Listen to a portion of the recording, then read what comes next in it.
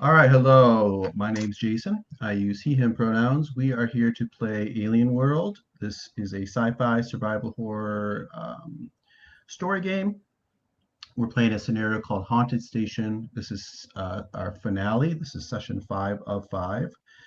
Let us go around the table and introduce yourself and your character with your pronouns. And similar to what we did last week, what we're going to do is those that were here last time, let's just kind of jog your memory, tell Paul what he needs to know about what has happened in terms of events and the plot last week. And I will fill in the gap once we've gone around the table. Let me start with Paul. Paul, just describe yourself and your character. Obviously, you won't know anything about what happened last week. Hello, my name's Paul, he, him, and the character I'm playing in this game is Celestine, she, her. Celestine is a disgraced former medical doctor who engages in various forms of cybernetic enhancements on her victims, patients, and that is really Celestine. Okay, great. Then I'm going to jump to Will because he's the lore master. He's the one that keeps the records. Tell us about yourself and your character, and also remind us of what happened last time. I was muted, of course, first time. I'm playing Lee Donnelly, sorry, a medic of the Gibraltar who formerly served on Haven Station as a patient and then a member of staff before leaving with the rest of the crew, and is horrified to have come back and discovered all of the horrors that have been going on. I think that the major things that Paul got from last time, if I look at my notes, is they made the rest of you guys made it up into Stelline's garden, where you were confronted by multiple copies of Dr. Stelline, apparently replicating herself in synth form, and she said that you were welcome to stay here. She didn't want you to die, but you couldn't leave the station because Haven, the station's AI, has been corrupted by this alien presence that was uploaded into it, and so we did confirm that actually the AI that's trying to kill us is the Haven AI, and Haven 2, Stelline's rogue AI that we thought was actually trying to keep us all alive but keep the station locked down. And our new friend Blaine slipped off during that and managed to steal a copy of it from the AI core up there, triggering the Stelline synths to try and kill everybody, malfunction.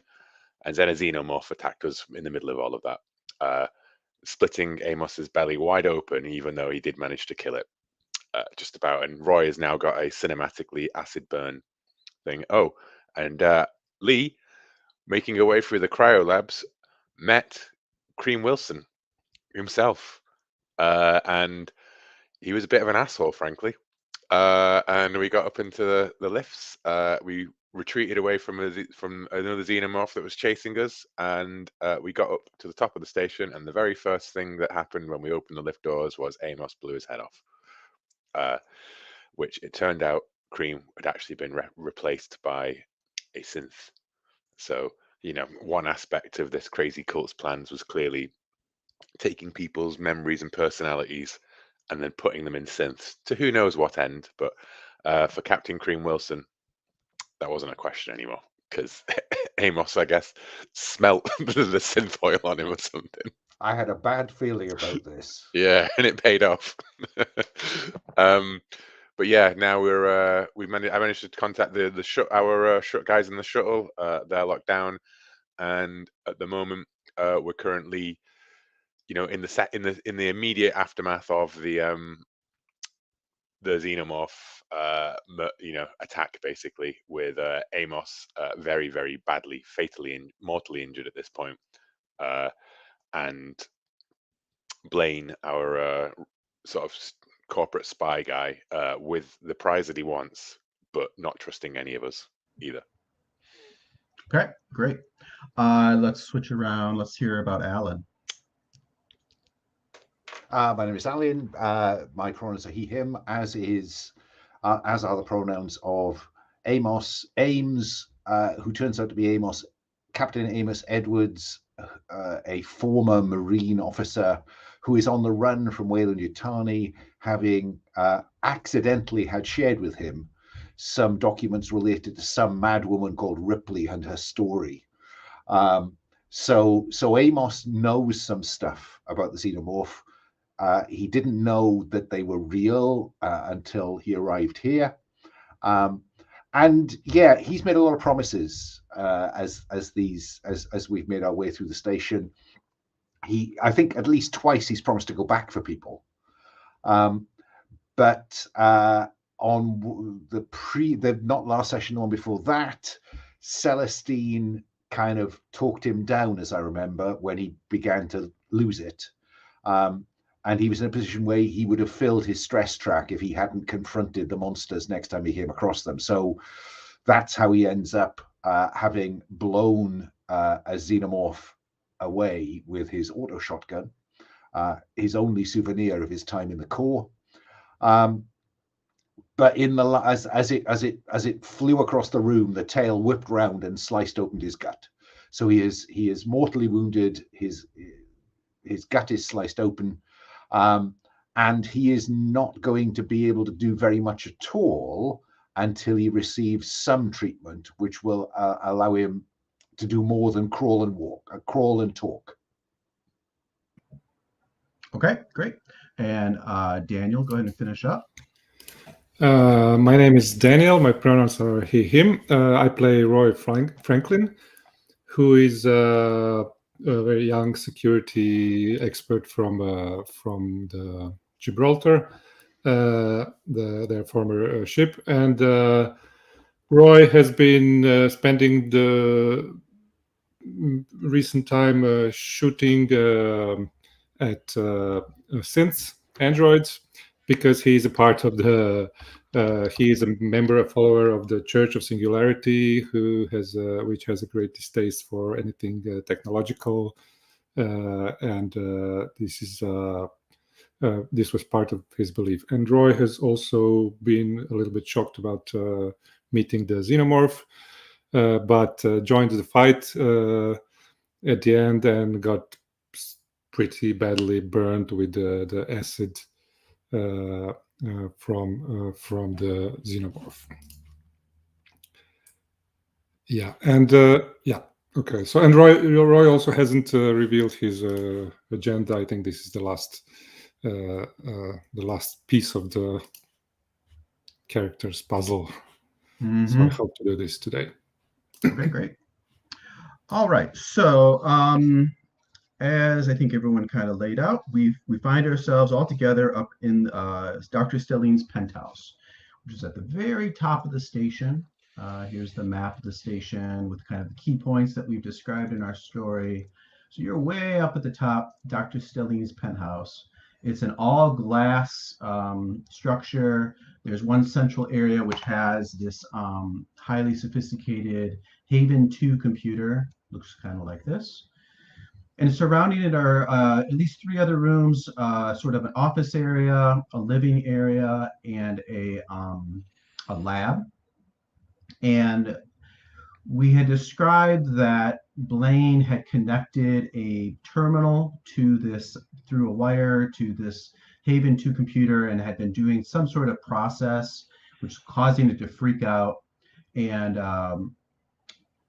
in the course of events, towards the end of our last session, you have mostly found yourself up in the sort of the front / living area where there's a cryo tube sitting there, and it seems to be active. It's frosted over, and there's also just like a bed and like a cabinet and chairs and whatnot, and one of these Dr. Stelline androids. Dr. Stelline is a younger woman, had been attacking Blaine, trying to stop him from doing whatever he was doing to this Haven 2 computer. In the course of the combat, this android had been killed by Roy. It had thrashed around and crashed into the computer, causing a lot of damage. And we find ourselves, as we pick up with, I think at this point, given his wounds and his state of mind, I believe Amos is laying on the ground in a pool of blood and other fluids, probably going into shock, barely conscious. Um, is Roy taking his acid burn stoically? Is he screaming out? What do you think, Daniel? How's he taking this horrible wound? I think Roy is trying to shake it off. Of course, it burns a lot, but yeah, just try to keep cool as much as I can. Okay, so you're gritting your teeth, trying not to scream too Yeah. much, probably letting out some grunts and Yeah, doing your yeah, best sure. to take it to stay tough. But it's pretty bad. You're sizzling, and the smell is pretty horrible. And I think Lee is completely stressed out. As is, to make it even worse for Amos, you're also completely stressed out. You're overwhelmed, so you're both going to have to deal with that sometime shortly. Celestine is cool as a cucumber and undamaged. So we'll see how that plays out. So maybe in a good position to calm someone down. Perhaps, yes. Let's start with you, Celestine. What do you do? Let me finish the idea though. So the android is dead, sort of like draped over this half-destroyed computer. The xenomorph had, in charging at Roy, it had been killed, but it had then toppled and crashed out of the glass and toppled, 100 meters down to the ground. There are also, we had established that there are arrows, sort of, I think Alan described them as sort of like lining the top of the wall, like arrows pointing towards emergency escape or something like, I forget how we described it, but apparently you had heard stories that there was some sort of escape craft up here, and you see these arrows that are pointing off towards maybe a vestibule off to the side somewhere. So that's another thing that's laid out. So let me get back to Celestine. So Celestine, what's your reaction to this scene? I think as a physician, clearly saving life is my number one motivation. So I will rush over to Amos while barking orders at Lee. Lee. We settled on Lee. Yeah. Lee. Yeah. To pull herself together. She's got medical. She is technically the ship's medic, because I will need some assistance. So I'm going to try and calm her down as I go in to attend to Amos. Okay. And let me ask Lee, did you have anything in mind what you were going to do to try to cope with your stress? Oh no, I didn't have anything in mind, and to be honest, I was hoping that exactly this, Okay. the clinical sort of ice calm of Celestine going pull yourself together. We need this from your med kit quickly. Hand me the scalpel, kind of working on it together, but sure, giving me a task to bring me out of it, kind of thing. Okay, so let's do that move then. So this is a safety move called Calm Someone Down. We had mentioned last time we've moved into Act 3, so we're going to skip stories unless you have something cool you want to throw in. But otherwise, when it says in a move, share a story, we're going to skip that at this point just to keep the pace up. Is that basically kind of what you're saying, Celestine? What Will just was saying, or do you want to add something else? Basically to get Lee into a sort of a battle rhythm. She can take her mind off the horrors. It's past this, get that spare pipe, get me those metal objects. We shall rebuild. We're gonna.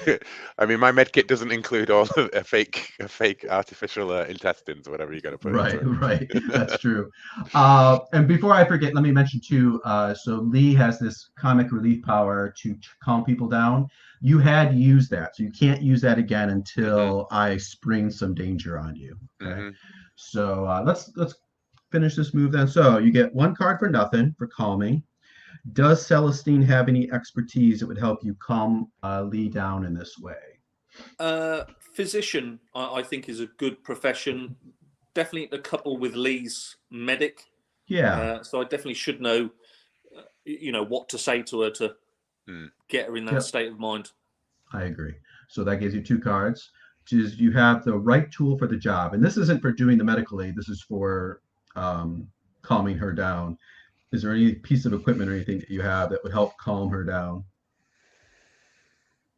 No, I don't. Is this? I could take something out of the med kit that Lee has. Is there some drugs? I don't. I don't know. I don't think it's like a. It doesn't fit my idea of like the fiction to have me like suddenly like Right. pump you full of tranquilizers to. You know what I mean? I feel like I'm reaching for the mechanic there rather than the fiction. I will say, I think that's a good idea. I think to remind you too, Lee was heavily dosed. I think it was the previous session. Yeah, no, So knock myself up on painkillers we as well. we might be moving to overdose land pretty soon. Several people. So we'll skip that one. Is there anything that gives you significant advantage? Technically, when performing medical aid, I can draw significant advantage if I express guilt or remorse and increase my stress by 1. But this technically isn't medical aid. No, that would be the next thing you're going to do. So I think we'll skip 2 that. cards. Okay. Well, and then the last thing, you can push yourself for a 3rd card. Take a stress to get a 3rd card. Yeah, why not? Okay. It seems quite important to get her on board. end up on the same kind of stress levels as everybody else. Therefore, All right. It doesn't use it unfair. When you are ready, go ahead and take 3 resolution cards, throw them on the table. Let's see what happens.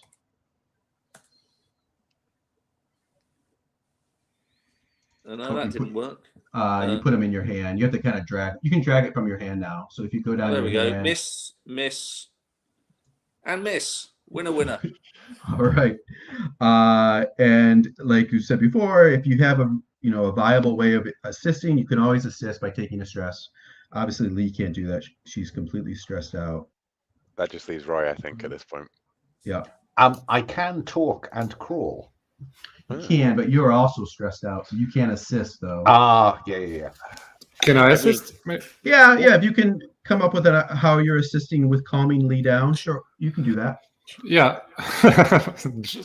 No, but maybe because if Celestine is shouting at Lee, maybe I can be the sort of a good cop and say some nice words. Lee, it's going to be okay. I just like to point out, I have a move where if you tell me to shut the hell up, I lower a point of stress, right? But everyone's very nice to me, so it never happens. Okay. Yeah. Well, let's finish that, and then Lee, you might want to say something obnoxious, and then they'll tell you to shut up. Yeah. So that sounds good. So give yourself a point of stress, Roy. That takes you to 4. And then you draw 1 card for each card that Lee has showing, which is 3. And we will see if we get some sort of hit. Just a sec. Okay. Okay, so I draw new cards, right? Yep. 3 new ones. So 3 cards. Okay. Yep. First one is a miss. There are 6 misses. There's only 1 left. Seems unlikely, but there it is. Triumph. Yeah. Okay. So what happens is you take your Triumph, you replace one of Celestine's misses with the Triumph, and then Celestine chooses the Triumph to turn the calm someone down into a complete hit. So on a hit, you both reduce your stress by 1. So Celestine and Lee both reduce your stress by 1. And then Celestine, you get to choose one of these things. You can look at one of Lee's face down cards, or you can ask them a question they must answer honestly, which, since all the cards are showing, really it's just, there's no choice. You get to ask Lee a question that she must answer honestly. Is your aim to fight or flee? We need to stop this station. We need to save these people on here. So it's fighting, I guess. You are in the fight. Okay. Yeah. I think that's what maybe brings me around again, as well. Like that can be part of the thing, like. Yeah. What do you want to do? Yeah. Amos snaps out of it. And I'll throw my med kit over towards Celestine if Celestine would like to do And the. get me some spares from those androids. And I think Roy's maybe like got his hand on my shoulder, and I'm like, Roy, and like like as the you're holding the acid burn, right? Like, Yeah. We got all right. We got Stelline's got a lab up here. She's got to have some sort of what are they called? Alkali. Okay. Yeah, let's go check it out. Okay. Yeah, that sounds like a good thing, because I think maybe we see Celestine dragging Amos into this lab, and Lee and Roy sort of stumble into there. There's probably some decent medical equipment, and also if Celestine wants to do some mad science, there's probably some gear here for that too. Let's see some medical aid on Amos. I think that's going to be our first step, and then we'll see how Amos is going to deal with his stress. Glover, watch him. Say to Blaine. Pointing at Blaine. Okay. So, in an effort to rebuild Amos, build him stronger and better. Do you go and grab one of the Stelline bodies as well on the way back? Right. So we have medic or medical aid. This is going to be so, fix physician. something or someone is the move. Yeah. When you have appropriate tools and access to sufficient facilities, share a story. Again, we'll skip it unless you have something cool you want to throw out there. Do you have sufficient facilities? Yes, I think the lab's good. So then we go to the cards on Amos. So first of all, you get, do you want to trigger this thing? We'll get to that when we talk about significant advantage. So we know you have the skills, you're up to 2 cards. Do you have the right tools for the job? I think this is a very well set up. So we'll give you that. This place has the right tools. And do you want to, significant advantage? So this is your moment. Do we see you muttering something? How's that worded? Guilt or remorse. So I think you Yeah. will see me. I will generate a point of stress by leaning over Amos in his sort of woozy state through bloodlust and say, I'm afraid, my friend, you may not totally be a man anymore. Maybe more machine and man. Maybe. As I go to work, removing various organic parts of Amos's midriff and sealing him back up with some inorganic material in there. Perfect. All right, so that takes you, I think you're right up to 4 cards already. So 4 cards. Go ahead and draw. Let's see what we get. Edge. Miss. Miss. Miss. Okay. On an edge, on fix something or someone, you just succeed. You just do it. On triumph, you would get something better, but that's perfectly fine. All right. So Amos, you're going to change that wound from a mortal wound to a hurt, which means there will still be some fallout. There will be some detriment that it'll continue to cause you. What do you think that might be going forward? What kind of detriment do you think this mortal wound to your gut is going to have?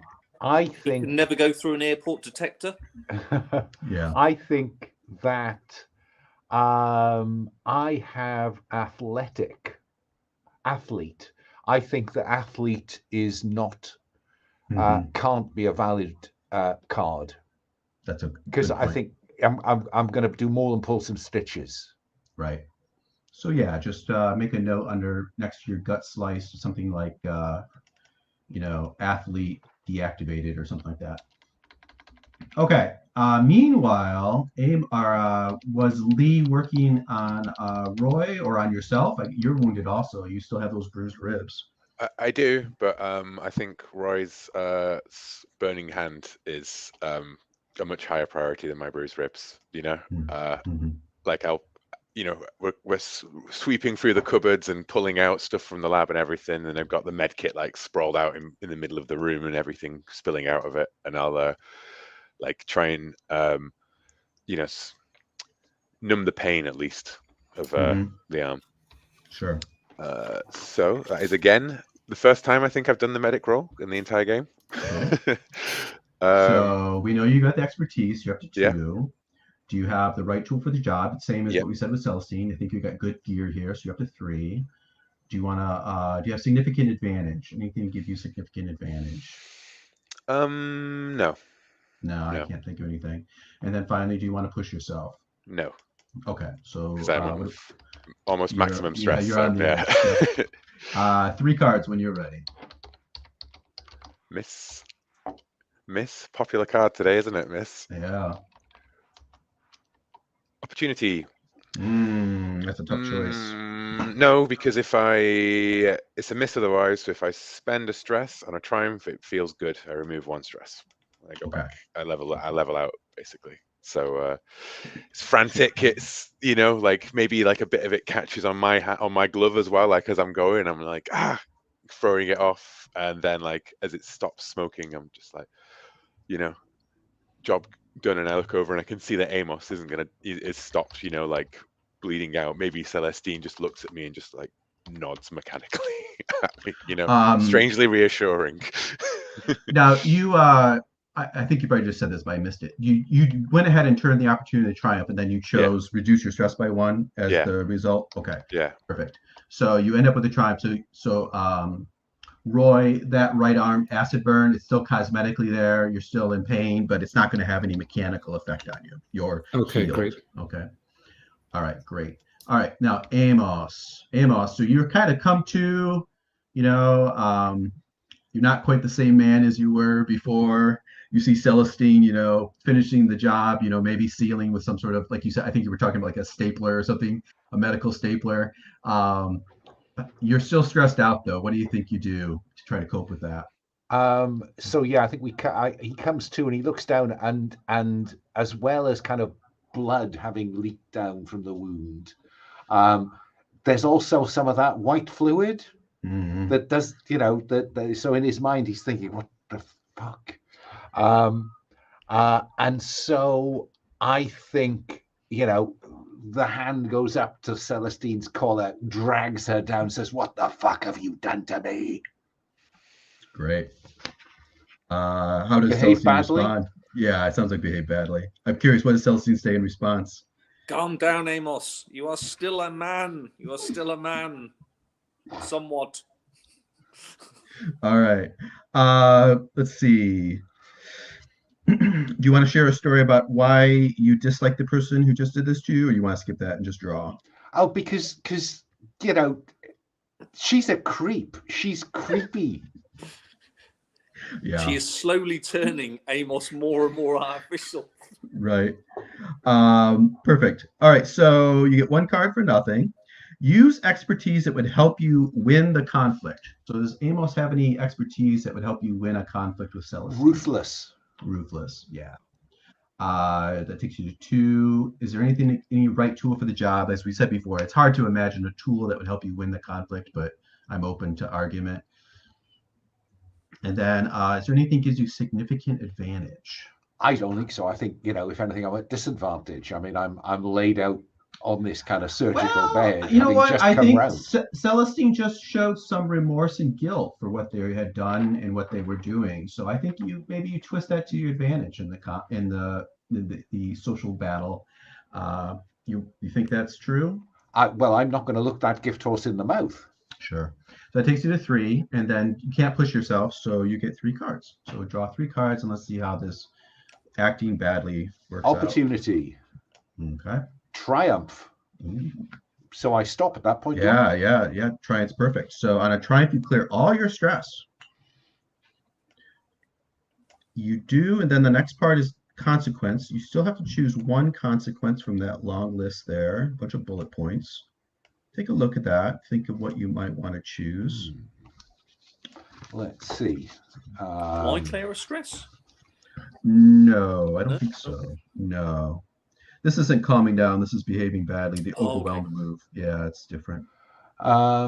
Narrate how you're... Go ahead and take a look at that. Let me move on. Yeah, I'll come back to you. Yeah.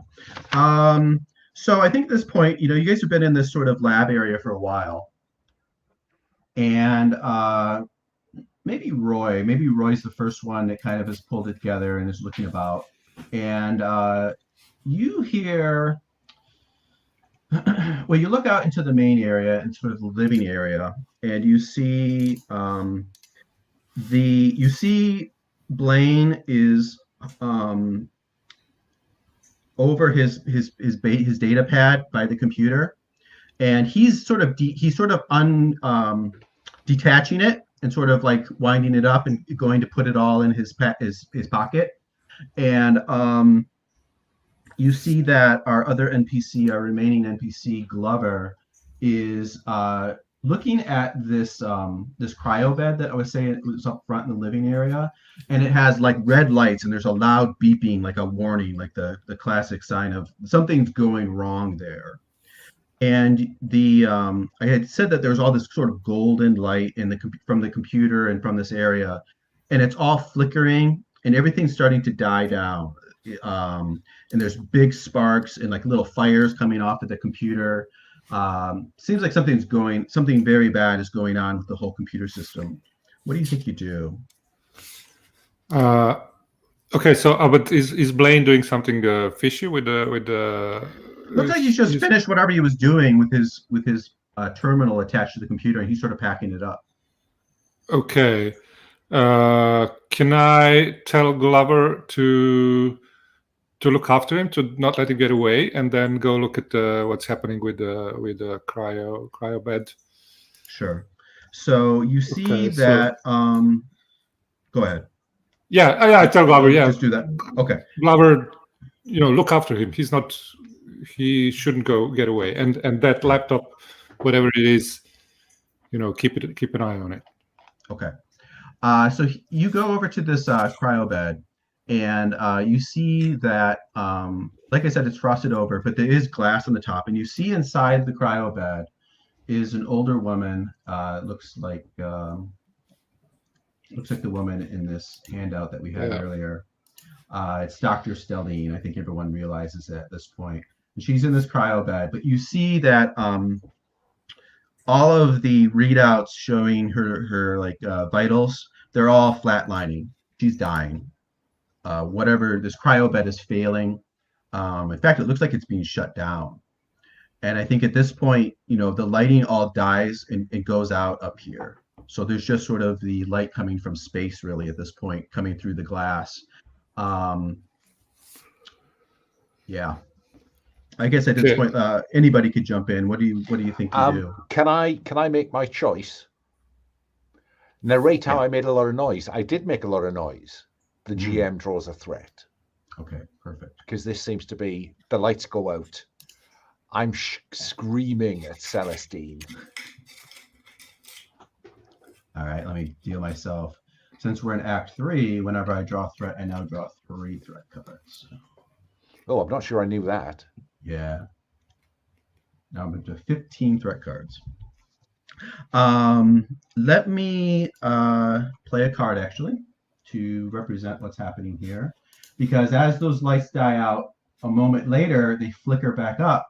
But now the cameras and the lighting, it's now red. And there's a red dot that you recognize at this point that Haven, the quote unquote bad guy AI, has taken over here. Let me play a card to show how I did that. Flip non-monster threat. The non-monster threat advances its plans. That's what happened there. And there is no way to help Dr. Celine. She's just flat died. Yeah, she just died. Okay. Yeah. So I just want to. Can I see her face through the little window or something? Sure. Just want to say a little prayer and like for the dying, and just put a hand over the glass, which we would usually put on the face of the deceased in our church. And this is just what, and I just say a little prayer to myself so that no one can hear, just like a whisper. You have this thing, a part of profit. Once per session, you can reduce your stress by 1 by hinting at the unseemly practices of your church. Yeah. You want to mix a little of that in there? I thought so, but I'm not sure how. I just saved this for something for later, maybe. Yeah. Okay. And we had established. I remember last week you had this part about how you had done that, and it was about you. Part of your religious ritual was to sacrifice synthetics. Yeah. So that was pretty cool. All right. And I think at this point, as this whole thing is going on with the AI, I think Lee, you had a headset, and I think it crackles to life, and you get a clear signal from Hawkins, and Hawkins is like, Lee, are you there? Hawkins, is that? Yes. What's going on? Look, we're in the shuttle, and the bay doors just opened. I think we can get out of here. We're at the top of the station. Amos is hurt bad. We're going to look for. There's supposed to be some sort of emergency shuttle up here, or there must be an airlock around at the top. Bring the shuttle around, and we'll try and meet you up here. Okay? Okay. We're on the way. Stay safe. Okay. We're gonna get out of this. Looking at Amos is with the white liquid fluid running down his belly, and I'm like, yeah, but in what way?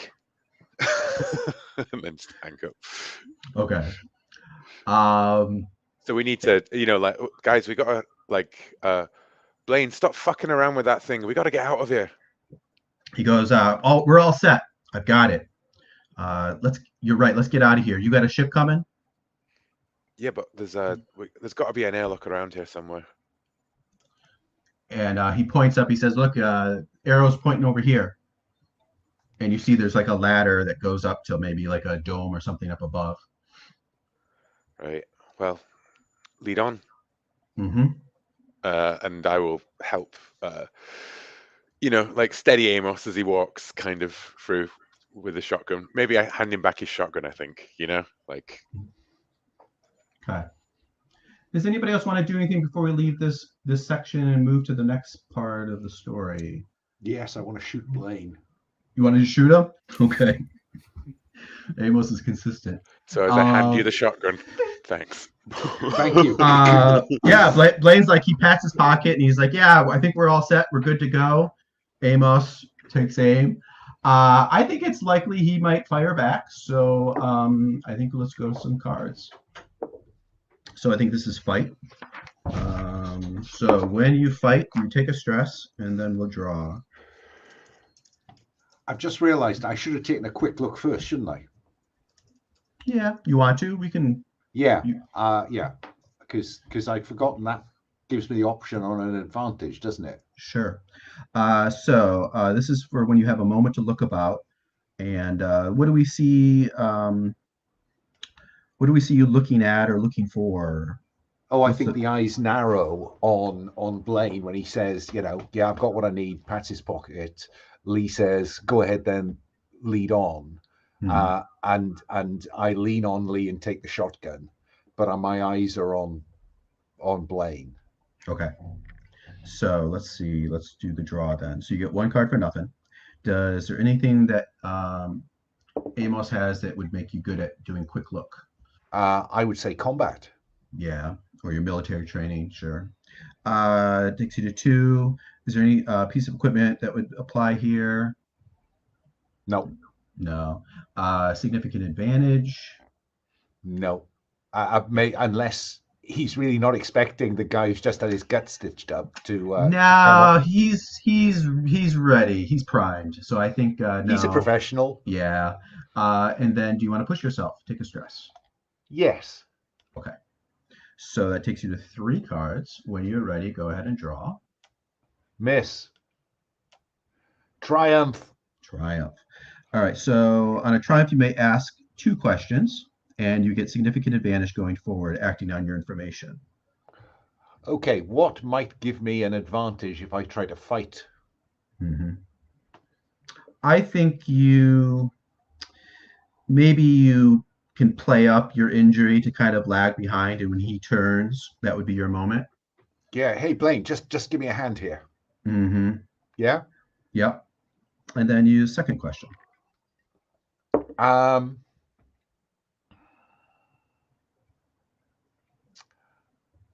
What? I think we know the best way to escape from here. What here is the greatest threat? I think you see maybe like, you're sort of lagging behind, and like I said, this whole place is glass. So you see that way down below, 100 meters down below, down in the garden on the ground level, you see those giant doors are opening up that you came through originally. And they're opening up, and you see all kinds of black shapes come flowing through into the garden, start to crawl all over through, up the walls. You're not going to be safe here for long. Okay. So let's go to the fight then. So you gain a stress. I think you already did that. Oh, no, yeah, I think you did. Oh, no, you took this. That was for pushing yourself. So gain another stress. Yep. Yeah, done it. So we know you're good at combat. So you're up to 2 cards. You've got the right tool for the job. Shotgun at point blank range into the gut of Blaine. That's 3. You've got significant advantage from your quick looks. You're up to 4 already. 4 cards. Okay. And you recall and shuffle. What could go wrong? Yeah, 4 cards. Oh, hang on. That seemed to freeze halfway. There's an opportunity that I've got. There's one. Oh, hang on. Here we go. Oh, is it messed up? One. There seems to be one that hasn't turned over when I dropped it, but I'll edge, and here would be the 4th one. Miss. So I don't. Can you see one next to my character name? That's not turned over. I only see 3, but okay. Well, here's a 4th one then. 2 edges. Okay, so that's an interesting choice. You can go with an edge, which would exchange harm, and then you would choose 2 from the list, or you can turn the opportunity into a triumph by spending the stress, and then you get 3 picks from the pick list. Oh, no question. Take the stress. Okay, so add a stress.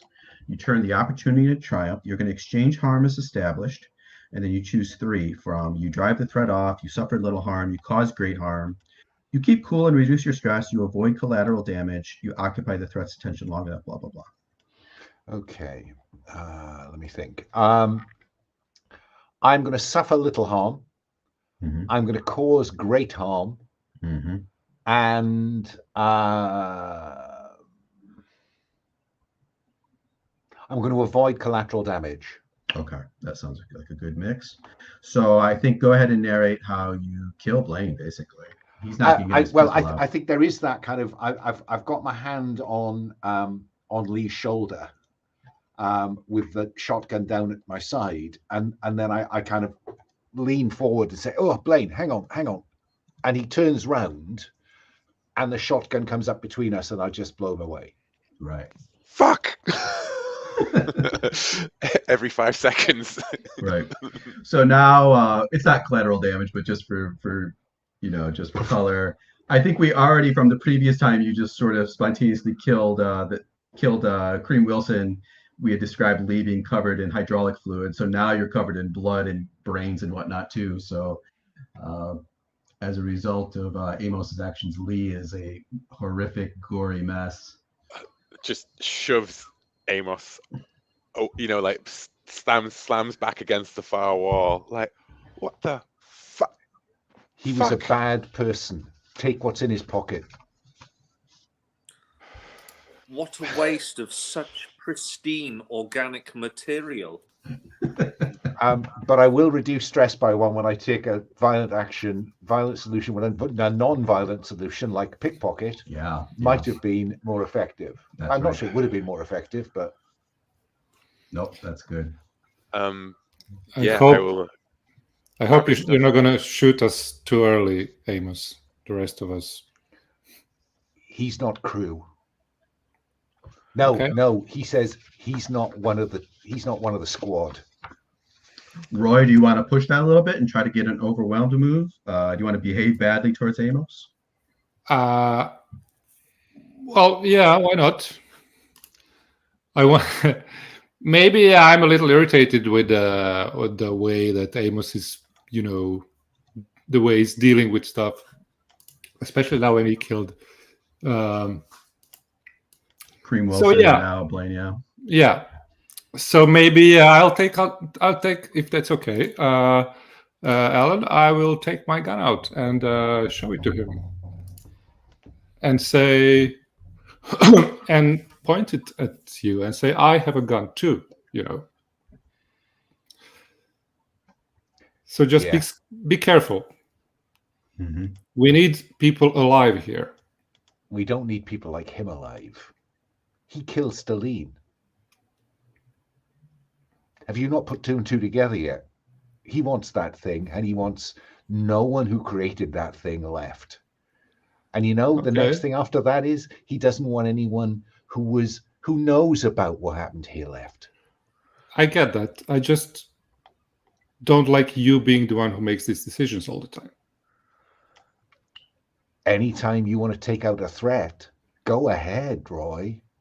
That's what you're supposed to be for. Fucking hell, lads, put it back in your pants. And I'm just gonna as I reach through Blaine's pants, and I'm gonna shove past the two of you, and we gotta get the fuck out of here. Amos, don't fucking shoot me. Okay. Somebody want to tell Lee to shut up? Help her reduce her stress, or stay out of it, or something like that. No, I'm always keen to tell Lee to shut up. Yeah. Okay. Is it Lee? You secure that shit. So Lee, go ahead and reduce your stress by 1. We see Amos bark at you. Point made by Roy, I think, is a strongly worded threat hanging in the air. So I think that qualifies for that overwhelm move. So behave badly. So you get 1 card for nothing.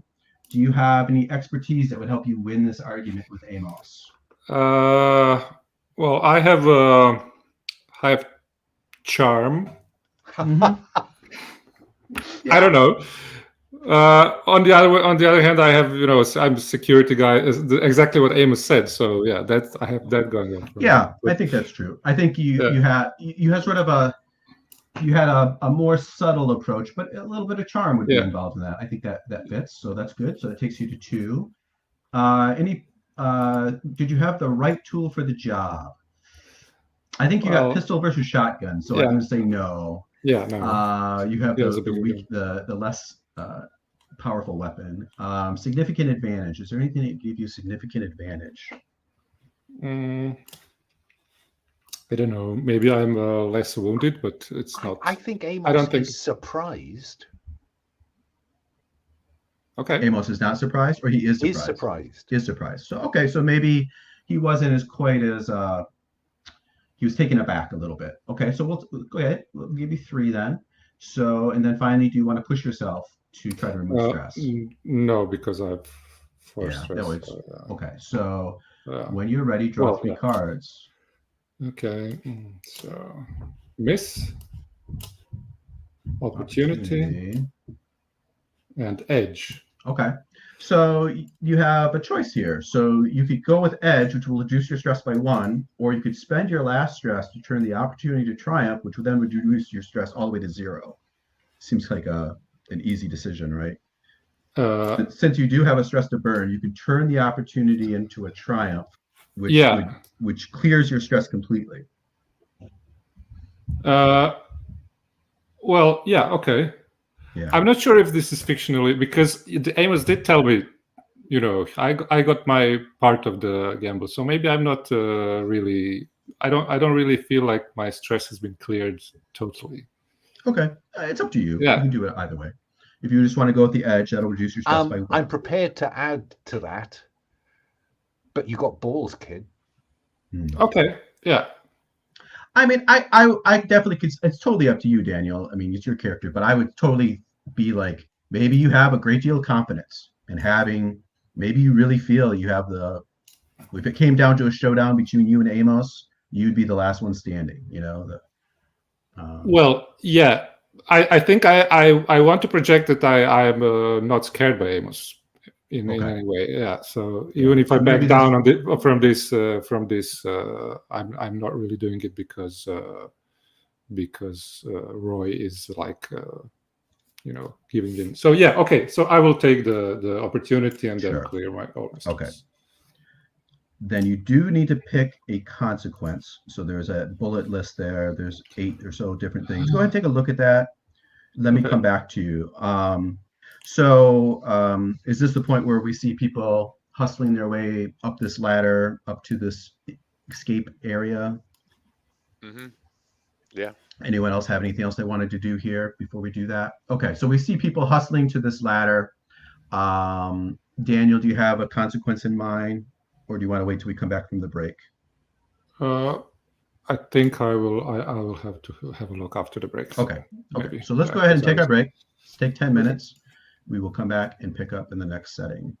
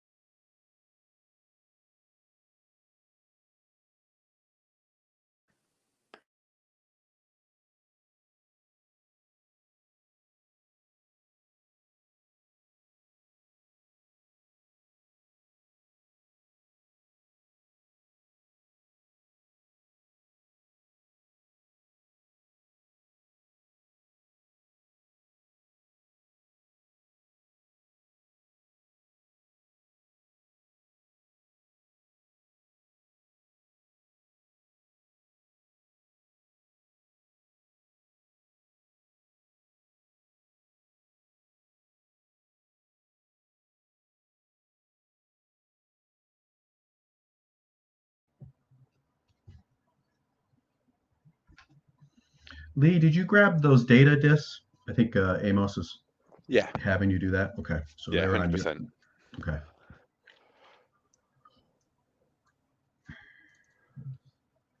So now you have Haven and Haven 2, or what we call Intruder. You have both of those on disk drives. Slid it into my med kit, you know, Mhm. which I'm sort of imagining as like a satchel that's been bouncing around on my shoulder everywhere I've been running. Yeah. Okay. Daniel, you think you know what Roy's going to take as a consequence? Yeah. I think I will take the you lose something important. And after this interaction where I was pointing my gun at Amos, after the quarrel was over, after Lee separated us, I just realized that I have no ammunition left in my gun. Okay. So your gun is empty, or do you think you got what's left in the chamber, so to speak, or do you think it's completely empty? I think it's completely empty. I did shoot a lot of those since. I think. Yeah, I wasn't. I wasn't saving it. So okay. I've just realized that maybe. Right. My gun nobody else knows. So you still have. You're bluffing. Basically. Yeah. Right. Perfect. I like it. Okay, so let me play a few cards just to capture what I had just done. So I've got tension builds, which allows me to play the next level of the monster. Now it's Swarm. A 1 Xeno per PC/NPC present attacks the party. The party may fight, hide, or run as a group. Now it's not immediately there, but it's sort of in the ether. You realize that there are lots of Xenos running around, okay? But let's pick up with you climbing up the ladder, and you enter into a low dome, which all around has cabinets and in receptacles has vac suits. You're in a sort of an escape prep room. There's an airlock off to the side, and there's all kinds of warning lights that show that this airlock is exposed to vacuum. And maybe we see one of you looking through the window, and you see, what would have been, the airlock, the outer door is blasted away. It looks like something exploded. And you see there's wreckage of like a ship, maybe an escape ship that's floating around out in space outside, this airlock. So you have pressure here, but once that door is open, it's going to be whoosh, right? So that's the basic setting. Is there anything anyone would like to add to this setting that would be interesting or useful? I'll just throw that to the table. Anyone or everyone can throw something into this space if they want. I like, we're running into it, but I'd like to imagine there's like, there is an internal door as well, right? Like, so that we can have dramatic pounding on the door as we scurry into our vac suits and try and get the hell out of here. Like, slam it shut behind. Like, there's only one way out of here. I'm gonna say not yet. Yeah. Well, no. Let's have that. So the last one up, which I don't know who that would have been. Maybe it was Roy checking his pistol, and he's the last one up. And you hit a button, and there's an internal little.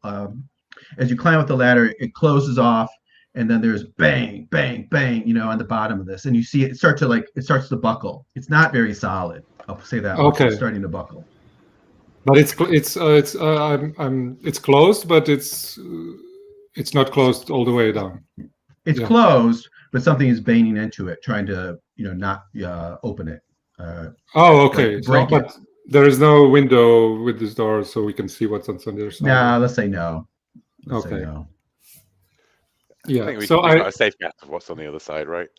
Yeah. Well, I think you probably know. Yeah. It's more tense if we don't know exactly how many there are on the other side. Right. Just I'll keep an eye on them. Just get that get that escape shuttle. It's fucking gone, Roy. It's blown away. We've got to get in these suits. They're gonna have to pick us up outside. Yeah. Oh, okay. Quick, help me get Amos into one. Okay. Yeah. and I played another card, No. Something Breaks. I have broken the escape craft. The escape craft at some point in the past had exploded. And if it's not clear, in the explosion, it also had destroyed this airlock. So that you don't have a clear space to depressurize. We've got Okay, half so I of an get it airlock, now, yeah. basically. So yeah, we you've have to got get half out an in our precious suits. You've got a door, is what you have. We have a door into space. Right. No, There are back we are seats here, not, though. We are not running. We are standing and fighting. What? No. We stand and fight, and we will use the airlock to our advantage. Lee, get me into a vac suit. Don the vac suits, but we are not blowing that airlock until they're in their hair and we have engaged them. I think that's madness, Celestine. We're just getting in our vac No, suits. Yeah. because they will just follow us. We'll use the pressure, and plus, if we didn't allow the pressure to exit, there'd be nothing left of us. You're just going to go straight into that debris field outside. We're going to have to blow the lock and hold on anyways, right? So why not do it when they break So let's through? get them in here and get them out. They can do that work. Okay. So I think that sounds a little bit like a fiery speech. If you agree, you can reduce your stress by 1. If you agree to Celestine's mad plan. I mean, he does have a point. You know, as much as I'm like, I don't want to have an alien in here as well as it. Like, if the alien's coming in anyways, it'd be better to, explosively decompress them out of the station while we hold on to shit, rather than have to hold on to shit and then face an alien. Sure. Yeah. Now you're gonna have to to make it more dramatic. Of course, you're gonna have to wait until they're all up in here, right? So you're gonna have to hold your nerve, until that little inner mouth is just about to shoot out and get you to draw your moment for somebody to hit the button and open the door, right? I think the second that big huge silhouette just stalks into the room, and unfurls, and then now. Right. Okay, so is that what we see everyone doing? Getting into back suits, trying to grab onto whatever they possibly can, preparing themselves for this dramatic moment?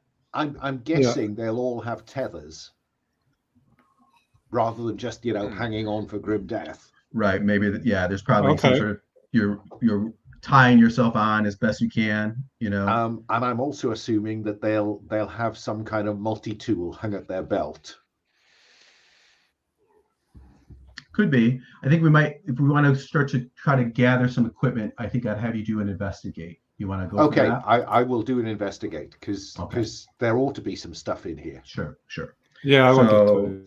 Okay, so we can have one or the other assist each other on this. Let's do an investigate. Well, I think I'm certainly not going to have any way to kind of help. So I will help rather than you want to help Roy look around. Okay. And Amos, we described that your athletic is sort of off the table, but it's not like you're incapacitated. No. I get that. You're able to move around and take action and whatnot. So, okay, Roy. So let's go ahead and do an investigate. Let's see. Describe what you're hoping to find or discover.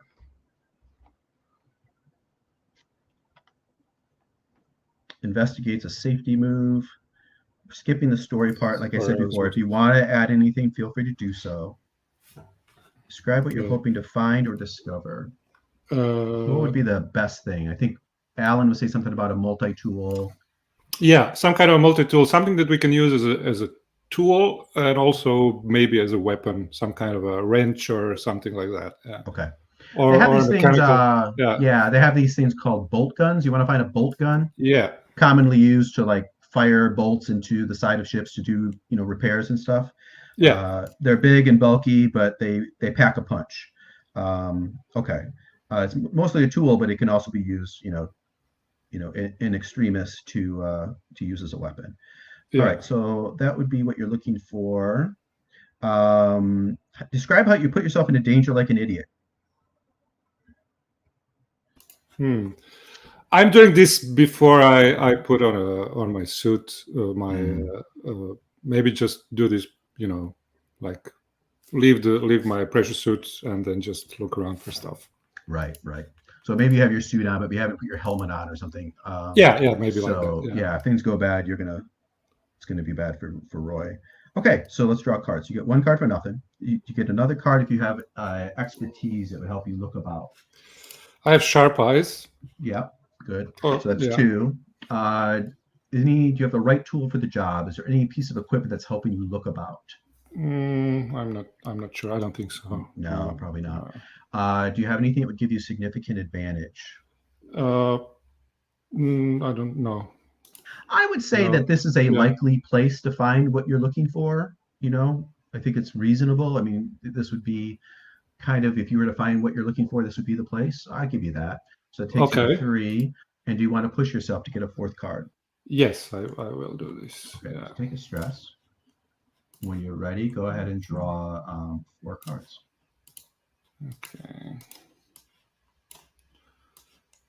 So, miss, edge, miss, and miss. Okay. So I have an edge. And then Alan, if you want, you can take a stress and help. He's got a miss, or he's got an edge, so he's going to find something. But if you want to hunt for a triumph, Yeah, you could assist. I will mark stress. And how many cards do I pull out? You pull 1 for each one that Roy has showing, which is 2. A triumph. And there it is. Okay, so on a hit, you find something. In addition, you move the plot forward. On a triumph, you find something especially useful. The person is friendly and helpful. The object you find is advanced or good supply, or the information is detailed, allowing for a follow-up question. So think about what you want to do with your triumph, Roy. Let me describe what you find at first, and something that moves the plot forward. Let's see. Well, if I find a bolt gun, I think I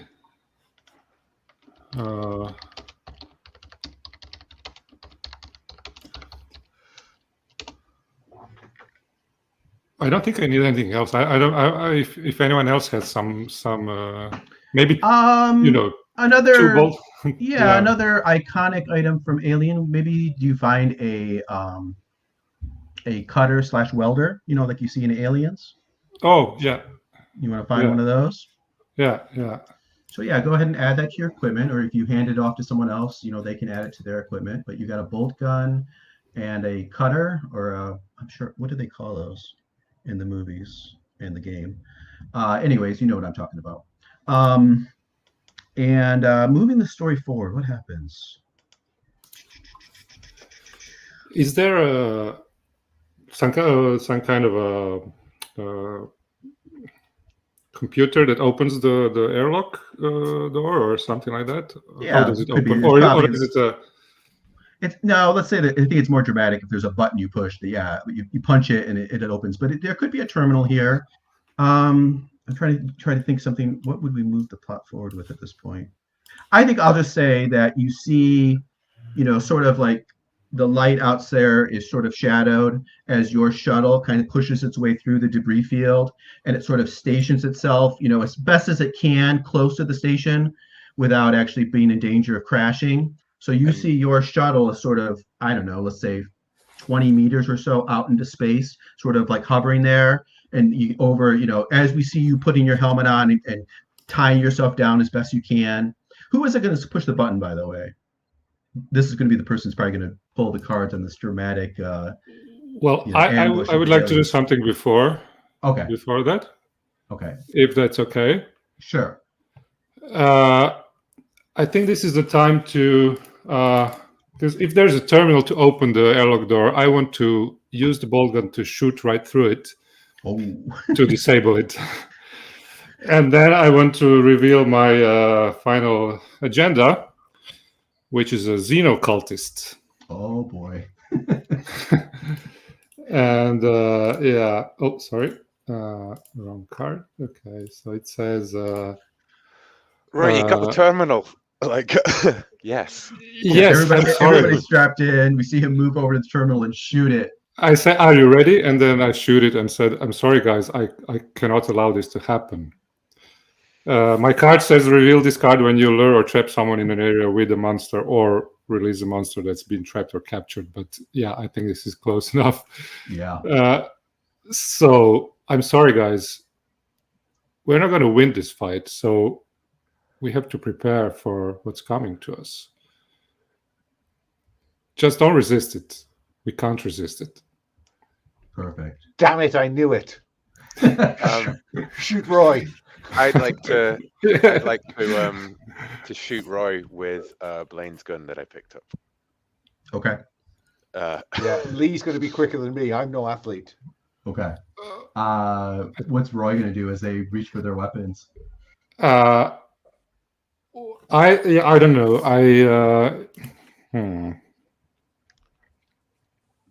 Nothing. I kneel down and starts to pray. Okay.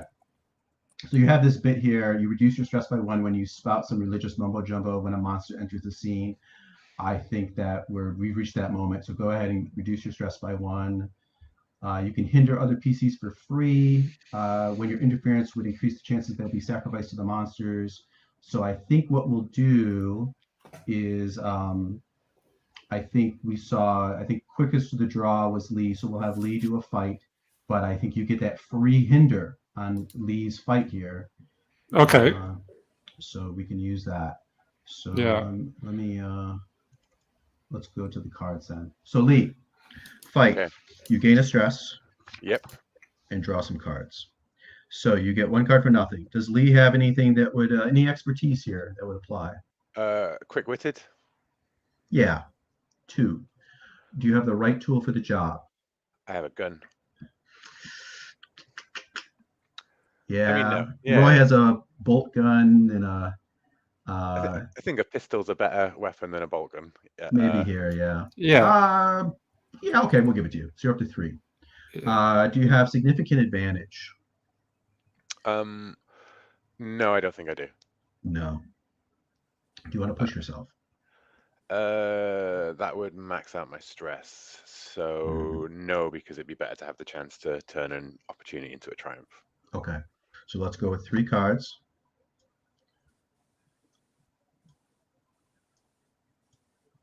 Edge, miss, edge. Now, do Celestine or Amos want to assist here? Yes. I will assist. Oh, go ahead, Celestine. Again, I should be acting last. I will assist. You know what? Hold on 1 second. I remember in the rules you could only have 1 person assist or hinder. So I think it's only fair that we let Roy take this opportunity. Roy, do you want to hinder for free? Because the alien, we see it start to, that hatch starts to break apart, and we see that black kite in his head starting to poke its way through. Okay, yeah. So if I see it first, because they're all turned towards me, so I just I point at the xenomorph, and I just start screaming for the first time. It's coming! You cannot stop it! This is the end. This is finally what we are here for. Right. So I think maybe your hinder is you're just blocking them from escaping. Yeah. Yeah. Perfect. Or try to distract what her, you get to do then is you get to draw 1 card for each card that Lee has showing, which is 3. 3. Okay. And you're looking. It's actually, in this case, well. Go ahead and do it. Let's see what happens. Because Lee has 2 edges, she's kind of defended from failing here. So you got 3 misses, which is what you want to get on hinder. So what effectively you're doing is you're taking your miss, you're replacing one of the edges with a miss. Oh. Okay. But she still has 1 edge left. So the end result is that Lee gets an edge on a fight. Okay. So like you draw a number of cards, but you only replace 1. If you get 2 good results, it can never really be overcome by interesting. Right. That's a good. Right. Yeah. That's good. Yeah. Very good. It was the way, like, did you fire that bolt gun? Like, oh no, you said you point at the thing, and I think it's just like the gunshot just rings out, right? Like. So your exchange harm is established. I don't think it didn't sound like he's actually firing upon you. So I think you're free to not choose suffer little harm, because you're not going to suffer any harm as a result of this. So you get 2 choices from that list on the fight. I am going to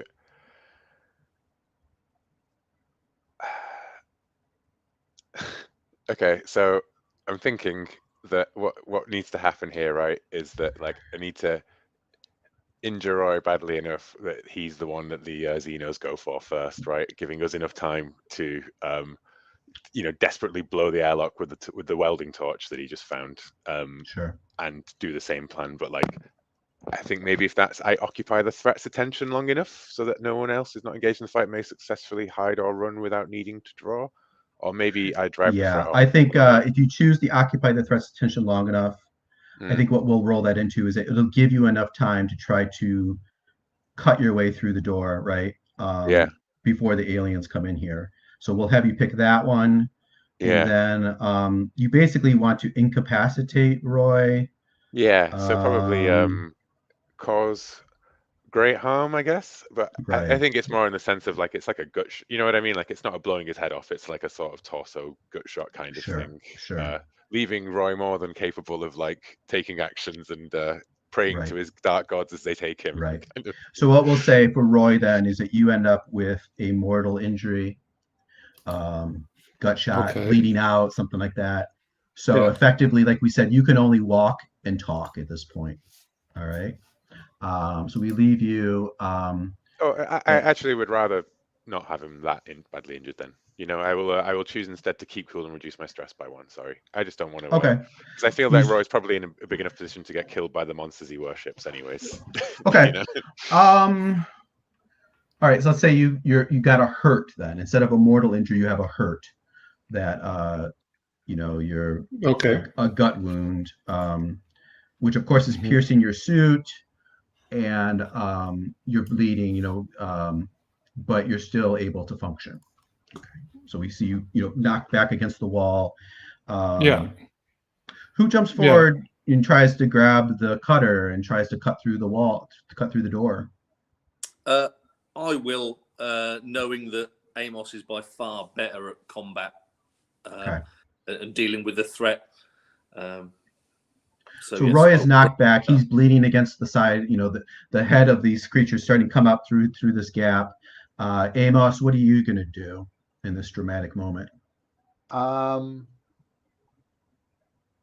I think so. So Celestine's dealing with the airlock. So yeah, I have to shoot the head of the alien next to where Roy has fallen down. Okay. To try to slow him down or whatever. Yeah, and to dramatically have Roy experience a more significant acid burn, probably. Right. Okay. And what's Roy going to do as these guys jump into action to try to save themselves? I just want, if I can still walk and do, I just want to try to get to the door, where the Xenos are coming from, and open it. Maybe try to open it quicker. Just punch some kind of a button so that they open. Right. Okay. If I can. Yeah. So I think what we'll say there is you're probably hindering Celestine, right? Yeah, if it's a sure. measure who does this first, right? Maybe you pick, maybe as Celestine's just about to cut through the door, and then she would take a break to kind of like try to strap herself in. Maybe you try to like knock the door open at that point, where everybody's exposed and not prepared for the dramatic decompression is about to happen, right? Okay, so let's I think let's just try to capture that with that roll. I think everything else is kind of maybe window dressing. Can I suggest that my quick look might come first, because that's what I'm assessing here, isn't it? While Celestine is busy on this door, Roy's busy on that door, I'm just picking my moment. Yeah. Okay. Let's do that. So let's do a quick look. So you have your military training, it gives you an extra card. I think here, is there any piece of equipment, any special advantage? Do you want to push yourself? No, I can't afford to push. 2 cards. Okay, here we go. Miss. Edge. Okay, so that gives you a significant advantage going forward. You get ask 1 question. Sorry, that's an automatic significant advantage. Right, okay. Okay. What else here might be useful to me? It's a good question.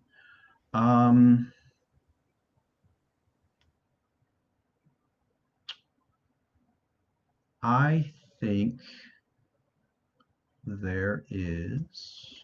And given my objective here is to try to take the head off the first Xeno through that door. Right. What else might be useful to me here? Let's say The fire extinguisher on the wall that you can shoot to smoke or what, you know what I mean? Like create some mist or Yeah. something to obscure the space. Sure. You want to go with that? I can't think of anything better. All Great. right. So we see you then, grabbing the fire extinguisher. Okay. So what we're going to do just to kind of capture this into one draw, I think what we'll do is we'll have Celestine do a face adversity, just a peril move. This is cutting through, and then as we establish, Roy is going to try to hinder. And I think what we'll do, if it's okay with you, Alan, is we'll just give that significant advantage to Celestine, that you just got yourself. So Celestine, you get one card for nothing. Is there anything that Celestine has that would make her good at cutting through this door? Or holding off Roy?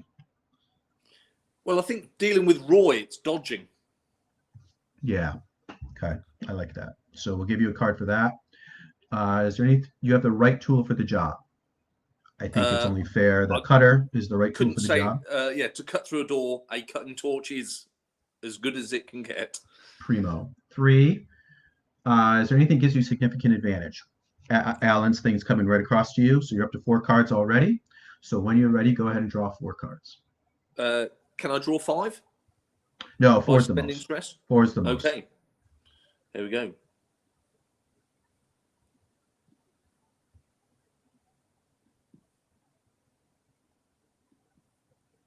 Well, let's spend a point of stress. Well, hold on, because now Roy's in a good position to mess you up. So Roy gets that free hinder as he runs forward to try to catch you at the wrong moment. So Roy, you're going to draw 1 card for each card that Celestine is showing, which is 3. And if you get a single miss, you can replace that opportunity with a miss. Okay. And mess it all up. So 3 cards, right? 3 cards, yep. There it is. And I got a miss. Yeah. That's exactly what you wanted. So go ahead, Roy, describe how this works. So I think the end result is that you're going to knock that door open. It's been cut. You're going to knock it open as the aliens come into the room. And or even prior to that, because I guess you wanted them to, or I guess you wanted them to be captured by the aliens. You narrate how you want. You won this, so you tell me what happens. Yeah, I got the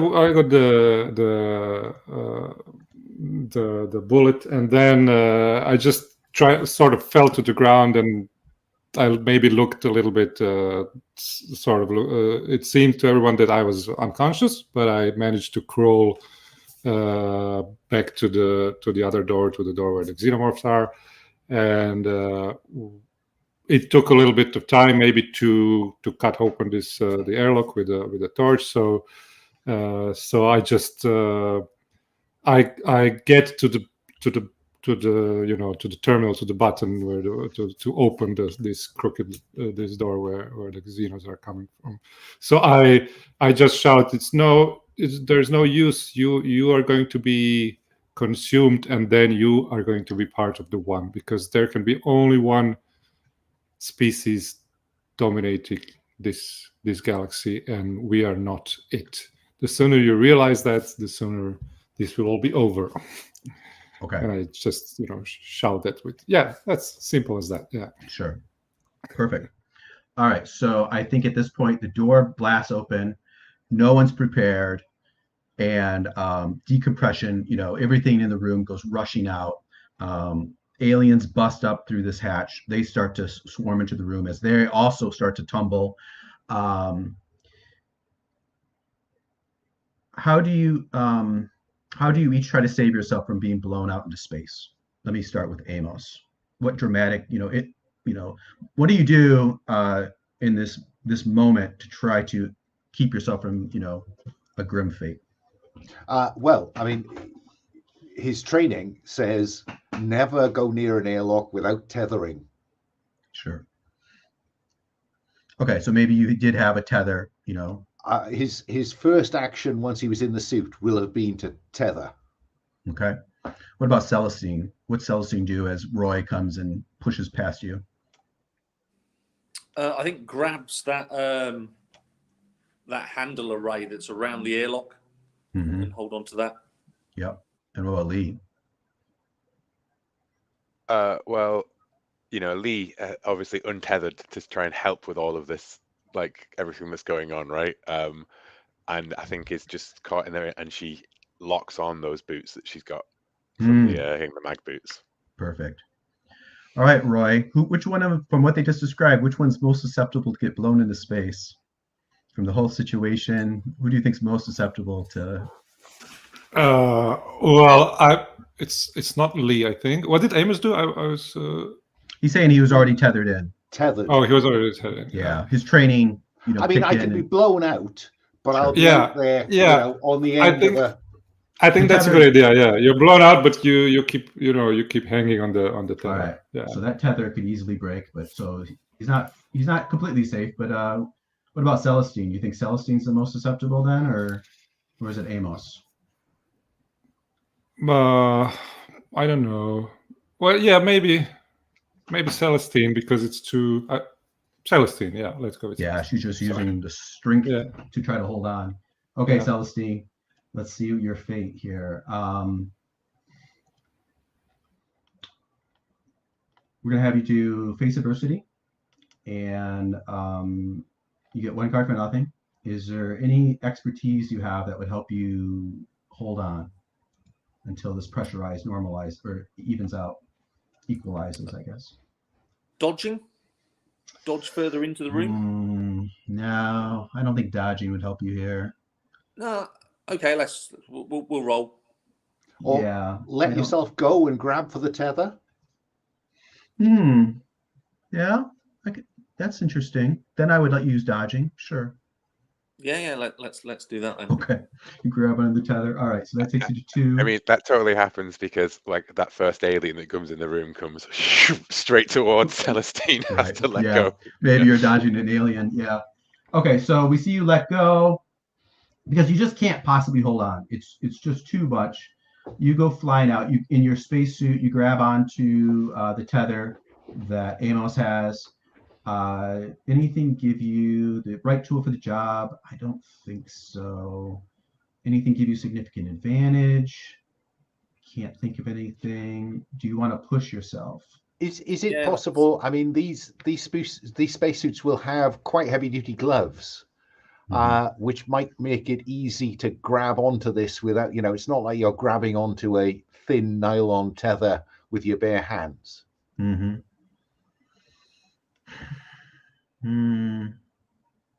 No, the situation is so horrible. I don't think that's enough to get that card. So, Celestine, do you want to push yourself? Yep. Take a stress. So spend the point of stress. That's so 3 yeah, cards. 1, 2, 3 cards. Yep. Help her. Well, I'm on your tether, Amos. Yeah. Well, I was reaching for your tether, so maybe you could grab me as I fly by. Exactly. That's my thinking. Okay. Go ahead and take a stress. Whoa, don't like doing that now. And you're going to draw 1 card for each one that Celestine has showing, which is 3. Okay, here we go. That's triumph. All right. So I don't think Roy can hinder here. I think unless you have another plan, Daniel, I think you are grabbed by a xenomorph. That was my plan. Just grab hold of something, also enough to not be blown into space, but I accept being grabbed by and consumed by the. So and then do we see you and the xenomorph tumble off into space together in an embrace? Yeah. Or does it drag you back down? Okay, you go flying off into space. Yeah, together. Yeah. That's a nice way to go. Yeah, I think that's the end of Roy. Okay, and now your spaceship's there. There are. I'm going to play a card. Let me do this.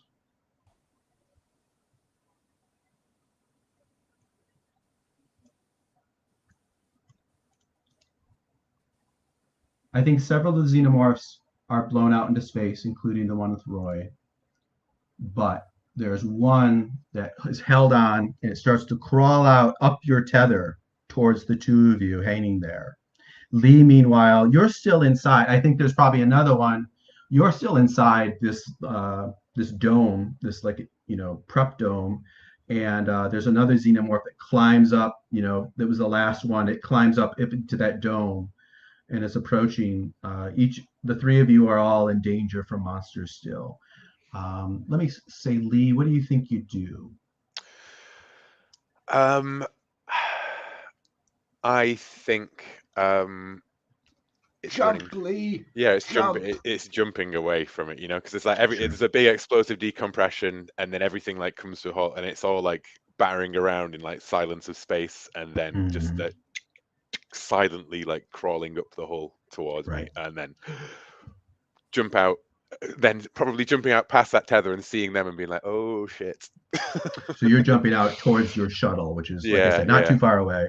And I think we see the door open on the side of it, and we see, one of the NPCs in a back suit also, reaching for you. What about Celestine and Amos? You're at the end of your tether as an alien approaches each of you. What are you going to do? Can I have had Glover's hand during this? Yeah, we jump off together into space. Like I think just to keep you in the game, Daniel, I think you're now Glover. Does that make sense? Okay. I'm not gonna deal with identity cards and stuff. We'll just work with what we know about Glover. Yeah. Okay. I prefer to be a side character if I can choose something, but I don't have to have a. Yeah. He's the only one that's there. Yeah. Or I guess you could be one of the. You could be. It's up to you. Think about it. You could be Styles. You could be Hawkins. You can be Glover. It's up to you. Whichever one's interesting to you. Oh, Styles and Hawkins are in the. Yeah, they're up in the shuttle. Yeah, they're all in this scene. No, it's okay. I can be Glover. I can go together. Okay. Yeah. All right. So Glover and Lee are making a jump for it. What about Amos and Celestine? Either we fight it or we cut the tether. Or both. Yeah, I'll cut the tether if you shoot it. I will shoot into space and you use reaction to accelerate towards the ship, leaving them on the end of the tether. Mm-hmm. It's interesting. Okay, so Celestine uses the cutter to quickly burn this tether.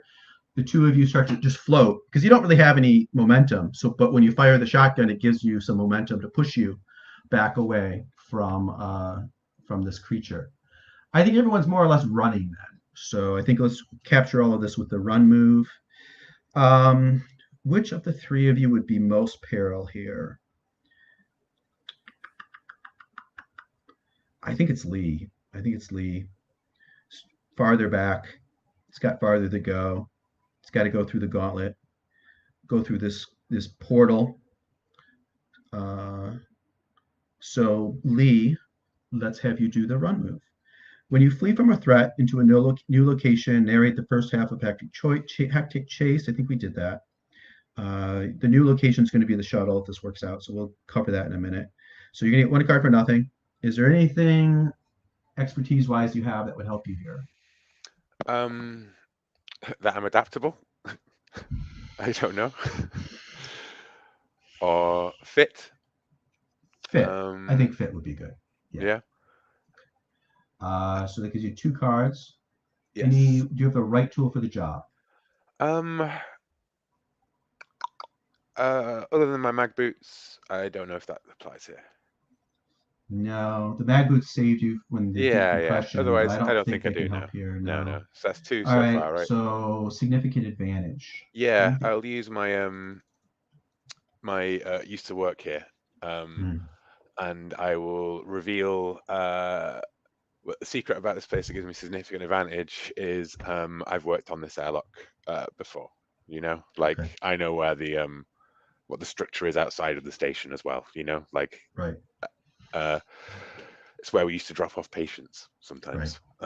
Maybe you know that there's a sort of like an emergency button you can push that will like there's like an emergency door that will slam shut.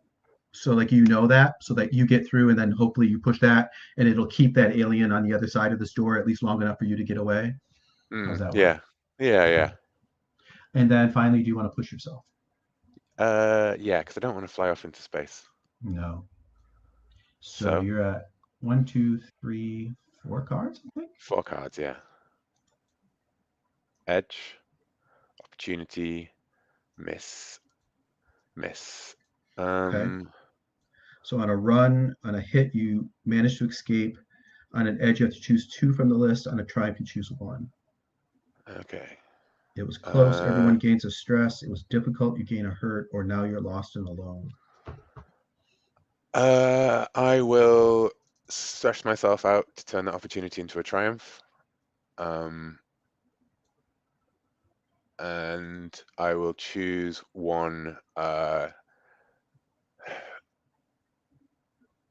It was difficult gain a hurt, or it was close. Everyone involved gain 1 stress. I don't know if I do that. Does that mean that just everybody else is going to take a stress basically? Because I'm already stressed out. Yeah, I think you can't choose that because you're stressed out now. Yeah, yeah. I think So you're forced to I'll take a hurt or be alone. if I'm alone, it means I've let go of Glover, right? No, this is a bad time for this, all of that stuff to happen. I will take a hurt. I think my helmet cracks, right? Like as we're moving, right? There's already a crack in it that's formed during something chaotic during that decompression, and it's just like splintering further and further. So Maybe as a little mouth hits it, right? A little inner yeah, mouth slams into your helmet.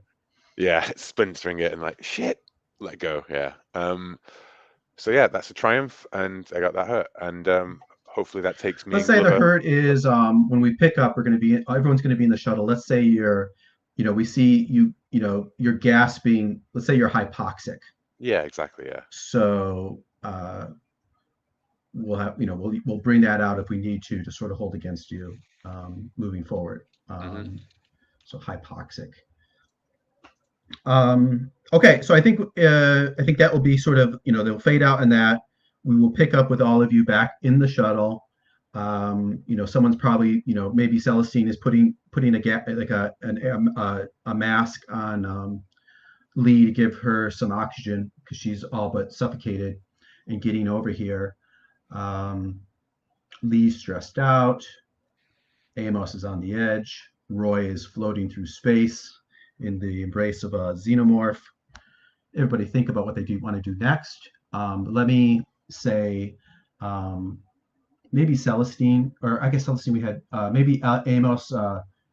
The which one did you decide which one you want? Oh, you want to be Glover. So I think Styles. He says Amos, look at this, and he pulls you over to the screen, and it shows we got this message as we floated over. When the doors open, we got this message, and it says good luck 0451 goodbye Dr. S, and it has like a diagram of the lower part of the station showing the core and showing a Weyland-Yutani transport. And maybe we see your shuttle has floated that way, and you see that there's a transport ship sort of docked to the side of the.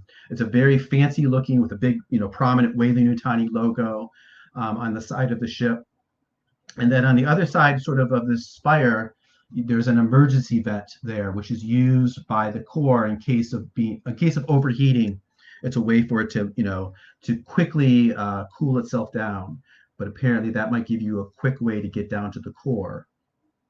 Or you can just jump on that transport ship, whichever way you guys decide to go.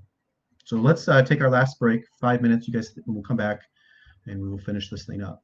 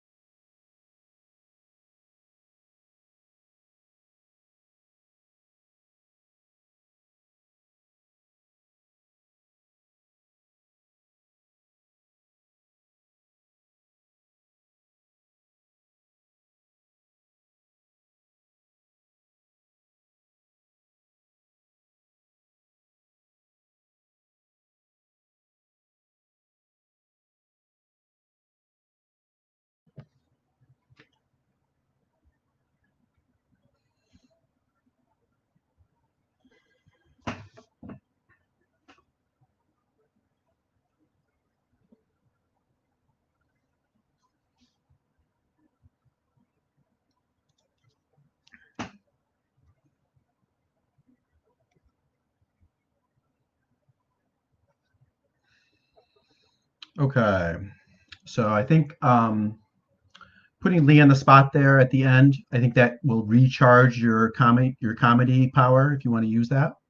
What else?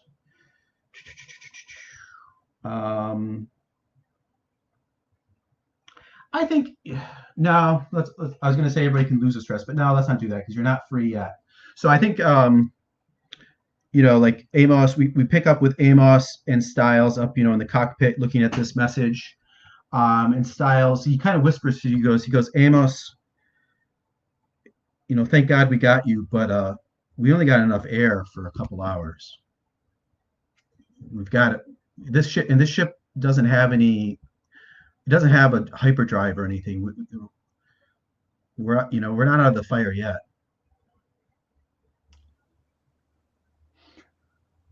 Okay.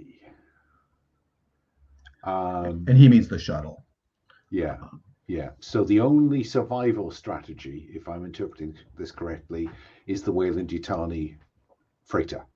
Right. I would like to, where am I? Once per session, you can establish something about the faction trying to find you and use this information to gain significant advantage. Mm-hmm. I'd like to recognize the model of freighter and have significant advantage to board it secretly or stealthily. Okay. So we'll say that you I'll say there's that maintenance hatch on deck 2. Mm-hmm. Yeah, that sounds good. You know about that. Lee, you're kind of coming to, but like we said, your body is pretty beat up and you're totally stressed out. I wake up to the calming visage of Celestine staring over me, and I quickly check myself for my human parts. They are still there. We have not changed them yet. I would, if possible, like some medical aid, I think, from Celestine. Okay. Of course. I'm always open to assist and replace. But none of your freaky shit, all right? Just use what's in my med kit. Just use what is in my med kit. Taking off the mask to sort of swear at you. Sure. Do you want to roll that into also an overwhelm move? You want to try to maybe behave badly? Or, I don't know, you tell me. Lose it? You know what? I think I will take it into behave badly, but I think it's more a case of I've heard of the stories about what Celestine did. I didn't know it was Celestine before now, but like there is a bit of kind of like you've given me no reason to really distrust. You've helped me loads of times here, right? But there is some level of like trusting you to not do something weird with me while I'm on the med kit, sort of thing. Sure. Let's do that then. Then we'll do the medical aid. So you get 1 card for nothing. You get an expertise of winning a conflict with Celestine. Anything you got? All I can say is that I'm a fellow medic. Like the expertise in this particular judgment is about like the Hippocratic Oath and stuff. We'll call that significant advantage. Okay. Let me see. Comic relief. It's funny insults. I don't know. No, we'll go with 2. Probably 2. Not. Okay, so you got 2 there. Significant advantage. You can't push yourself, so I think it's just 2 cards. Okay. Miss and triumph. All right. Ta-da. Great. All right, you do really well in talking firmly with Celestine. So you clear all your stress and then just pick a consequence. Go ahead and take a look at that. I'm going to go ahead and just run to the medical aid then. So Celestine. Yeah. We know you have expertise. You have the right tool for the job. Which are you trying? I think you have the right tool for the job here. You probably have some basic equipment. So let's see, it's 3 significant advantage. I can't think of anything unless you want to do, what is your skill? Take a stress and then get significant advantage. Do you want to express some, what was it again? Guilt or remorse as you're doing medical aid here? What am I actually repairing, Lee? It's the hypoxia that I suffered from like the air. I'm like the damage from like being exposed to vacuum, I guess, you know, like I'm imagining kind of like there's sprays and aerosols and stuff and drugs to sort of put into things in my med kit. It might be more practical if it's, you know, some blown blood vessels in the eye, because Oh, yes, hypoxia definitely. is too easy to treat, isn't it? Right. I It's probably the think it's fallout from the hypoxia. yeah, it's void damage, you know, if we were to cover it as one thing. You did have this thing a couple sessions ago, Paul, where you said something about how you had been on a ship and they were running out of air and supplies, and you were replacing people's lungs and stuff. Do you want to show some regret or remorse about that, perhaps, or do you want to skip it? It could be regret for the ones that you didn't save, you know, like the experiments worked, but they didn't work on everyone, and it's such a shame those people didn't make it, you know, because they were going to be the better. Yeah, Yes, if only it's they such had a shame agreed it to didn't my work yeah. on. Yeah. Yeah, sure. So let's Okay. spend a point of stress there. So yeah, take a stress and I'll give you advantage. So let's see, that takes 1, 2, 3, 4 cards already. So go ahead and draw.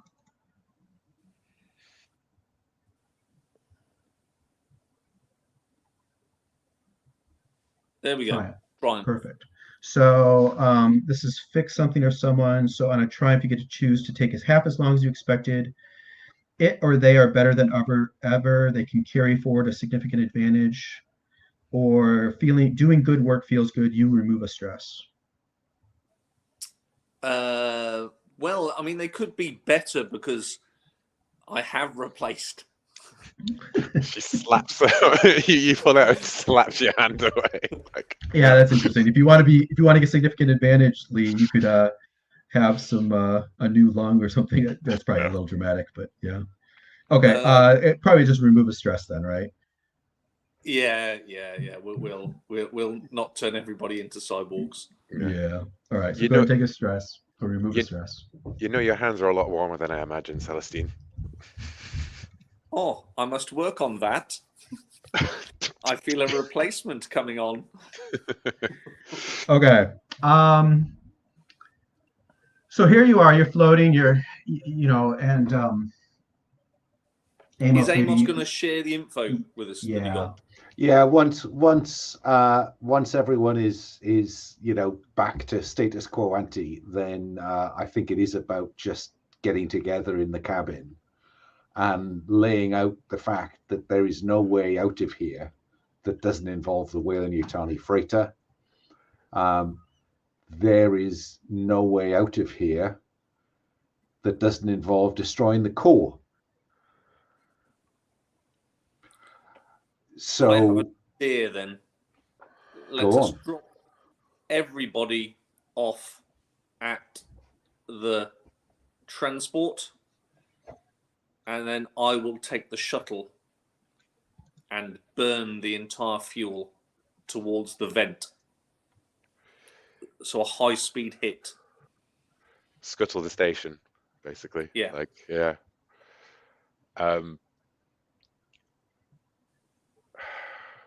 I think Amos looked at Celestine because Amos has not had Celestine pitched really here as self-sacrificing or for the good of humanity, but maybe she is doing these weird experiments for the good of humanity. My creations must live on, Amos, and you are one of my greatest creations. But there is a price I must pay to God. And as such, I believe this is it. This is my redemption. My work will live on through you and Lee. I mean, Amos's ruthless streak sees this as a win-win. Mm-hmm. Lee is never saw that coming from Celestine either. You know, like because was fully expecting to have to go back on board that station and try and take down the core like by herself, basically. But she was planning on doing it to save the people left in the cryo vaults, who are probably not going to be in good shape after the station's rounded by another spaceship. But I think she's so taken aback by, you know, like, well, fucking hell. Well, I think Hawkins would say, look, I appreciate what you're saying here, Celestine. I mean, you'll destroy the core, I'm sure. I mean, I don't think you'll destroy the station. You know, I guess it's possible we could get the Marines to come and save all these people later. Am I getting the term core confused here? I'm thinking of power core. No, that was it's the computer core. Okay. Which honestly is, I think was kind of what Hawkins is saying. That might actually be good news because, you know, there's no reason in our plot why you would have to destroy the whole station, as far as, at least as I understand it. To get rid of the aliens as well, I guess. Yeah. You know? I want to see it descend into the planet. Yeah, basically. that's a cool idea, isn't it? Like destabilize it, knock it out of orbit. If the Haven core is a computer core, somebody tell me where the power core is. Okay. And I will ram it. So yeah, Hawkins calls up a diagram and says, well, in that case, this is where you want to hit. I've been waiting for someone to suggest this so I can use this quote. Hawkins, that won't work because they won't kill it. They might kill you just for having seen it, but they're not going to kill it. Perfect. All right, fine. You're right. It's the only way. Live long, my creations, and prosper. Hang on. I mean, I looked to Styles here. Look, if all that Celestine needs to do is destabilize the orbit, this doesn't mean that she has to burn up. You know, once you impart a certain amount of force to that station, you destabilize its orbit, it begins to drift down into the planet, and you make a jump and we pick you up. The station has too much mass. You're going to have to hit it with an incredible amount of force to do this. Okay. You can't nudge it. It won't work. Let's do it. Yeah. Okay. So I think Hawkins pats you on the back. Styles, you know, gives you a significant look, shakes your hand. I think we pick up with seeing everybody getting back in their vac suits. It sounds like the shuttle's basically going to drop you off, let you float to the Weyland-Yutani transport, and Celestine is sort of going to fly away, you know, to immortality. As we detach that, like, you know, that like umbilical kind of a sheet that goes in between the two like vents, you know, just Celestine on the other side of the door, staring with those robotic eyes through the window as it shuts, right before turning around back into the cockpit. Okay, so let me play some cards. As we see, you know, the shuttle drops you off. You push off, you know, towards. I guess you're pushing off towards the surface of the transport, right? The Weyland-Yutani transport, moving towards this maintenance hatch. And the transport is sort of docked. There's sort of an umbilical that, you know, I think in Expanse they have a lot of those, you know, that connect, you know, ships to bases and stuff, or to each other. So there's an umbilical that goes across into the station, and there's you know, a small hatch that it attaches to, and then there's a much larger hatch next to that for maybe an internal landing bay of some sort that, you know, this transport's too big for that. Let me play some cards. Let's do this one. Non-monster threat. So I think you're being watched by the AI as all of this happens. You know, we see one of those cameras again with the red light, and it, as you're floating across, that larger hatch next to the door slides open, and it's already been decompressed apparently, so there's no air or anything that comes out. Maybe some mist, some dramatic cinematic mist comes out, and coming out of the mist is something large and horrible.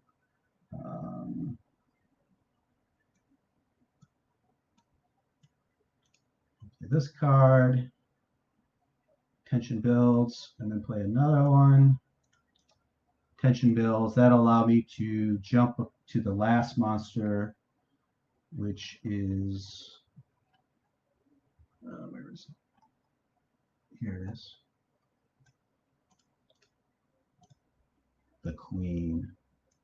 So Queen Alien crawls out of this hatch, out of this airlock, and looks towards you, makes no noise, of course, but that mouth opens, slobber, beads out all around it, and it starts to crawl at a tremendous pace towards you as you reach the surface of this this transport. Glover, what do you do?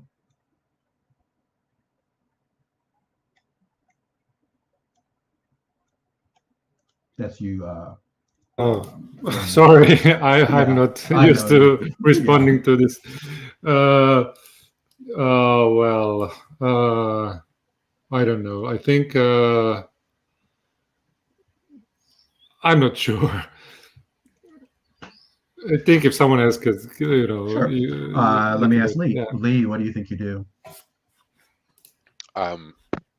Run, because that thing's huge, and we're in vac suits on the edge of a spaceship. It's not a good place to be, like try to beat it to the hatch. Yeah, like you need awkward. To get into? Okay. Hefting through space as this thing approaches Michael Myers like behind us. Mm-hmm. And I see Celestine saying that you want to ram into it with the shuttle. Maybe you're looking around at the cameras inside at the cockpit, and you see, you see this thing coming out to get your friends.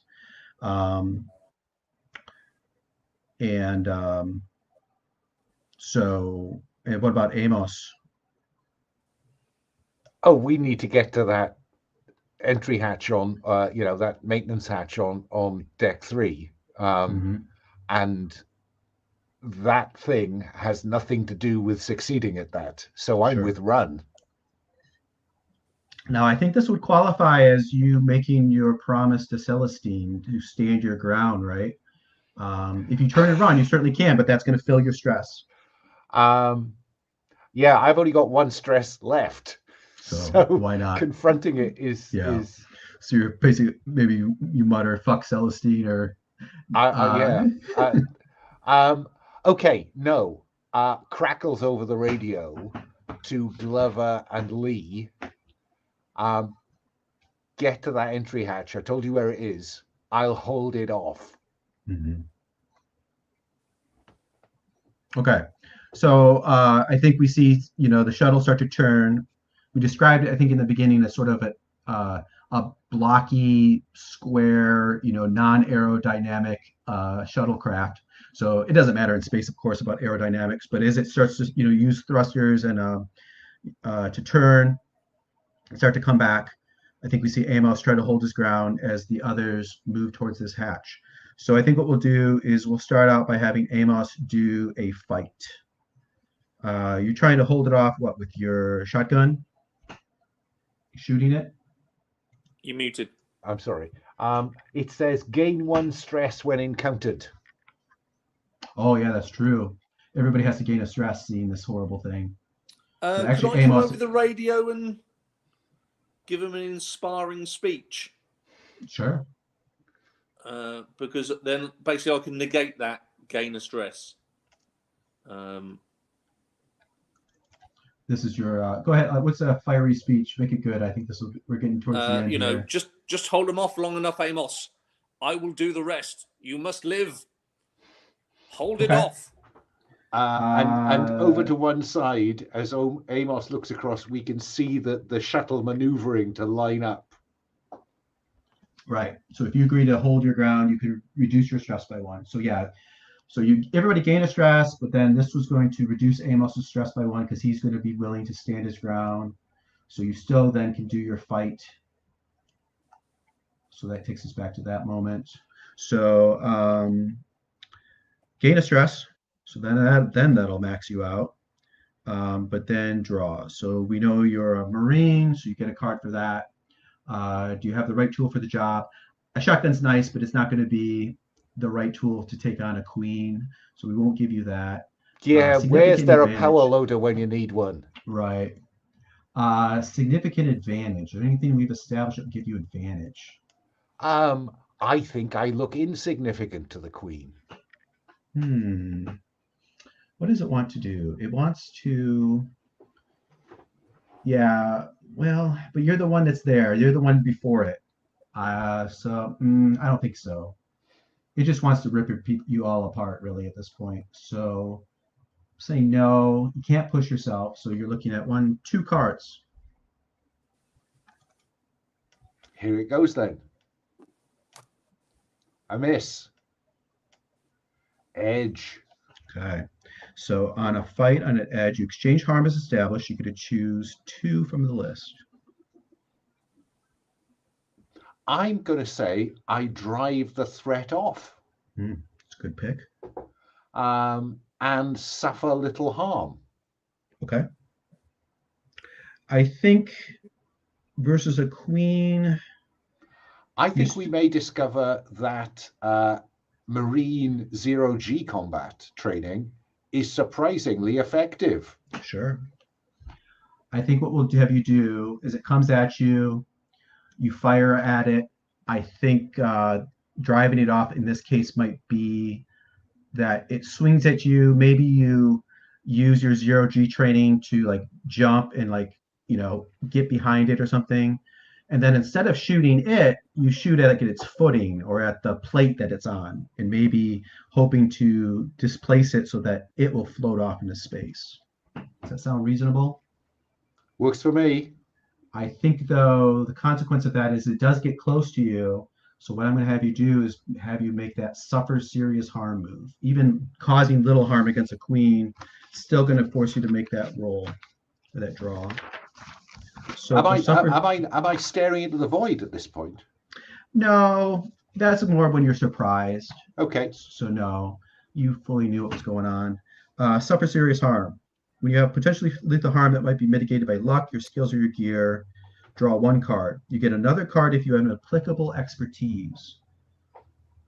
I'm going to throw combat training into that. Okay. Yeah. So it's 2.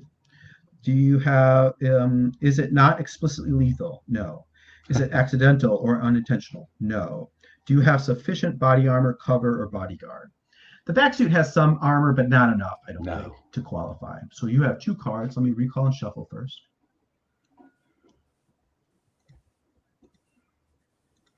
Okay, here we go. Miss. Miss. Okay. Is this where Celestine does an assist by flying into it? Oh, yeah. Or we could do it that way. Lee?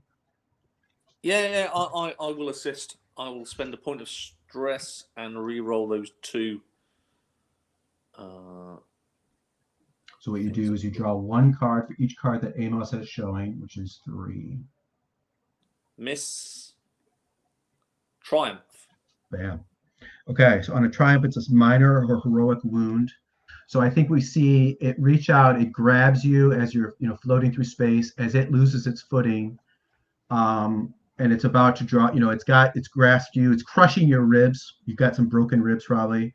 It's crushing you, it's drawing you, and as that mouth opens and that little mouth, and then boom, the shuttle rams into it, coming out of nowhere.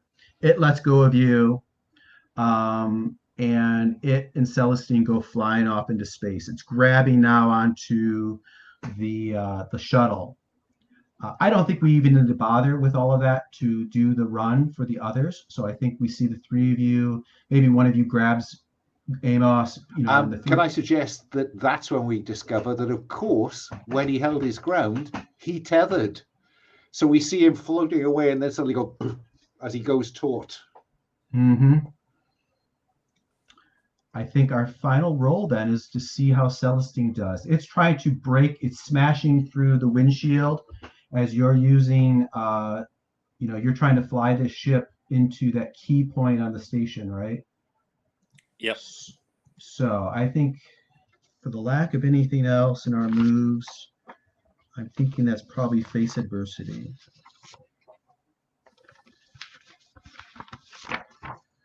So, Celestine, do you have an expertise to help you accomplish this? If it's facing adversity and this thing is smashing the thing in front of me to try and get me, dodging. Okay, so maybe it breaks right through the windshield. It's that mouth is like coming at you. We've got that yappy mouth thing coming out. The yappy mouth. You obviously you must have your back suit on inside, so that's a good idea. Yeah. You probably would have anyways, because there's not really like an airlock. So like when you guys jumped out of the shuttle, you had decompressed the inside and then open it up. And again, I think we see that do that quite a bit on the Expanse, don't they? So the yappy mouth, you're dodging. It's 2 cards. Anything? The right tool for the job.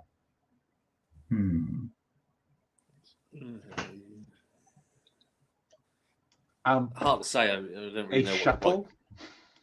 Well, the shuttle is, yeah. I mean, this is more of like getting it done before the queen gets you, before you fly the shuttle into it. So you're not really using the shuttle to stop the queen necessarily.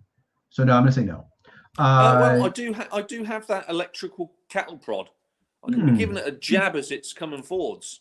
Okay. Yeah. That little mouth. It's not particularly armored. I can jab that a bit with a heavy-duty cattle prod. Okay. No less. Yeah, we can do that. So that's 3 cards. Significant advantage. Anything give you advantage? I don't think so, but I'm willing to spend a stress to get another. To push it? Yeah. Might as well. So that takes you to 1, 2, 3, 4 cards. Opportunity, edge, miss, and miss.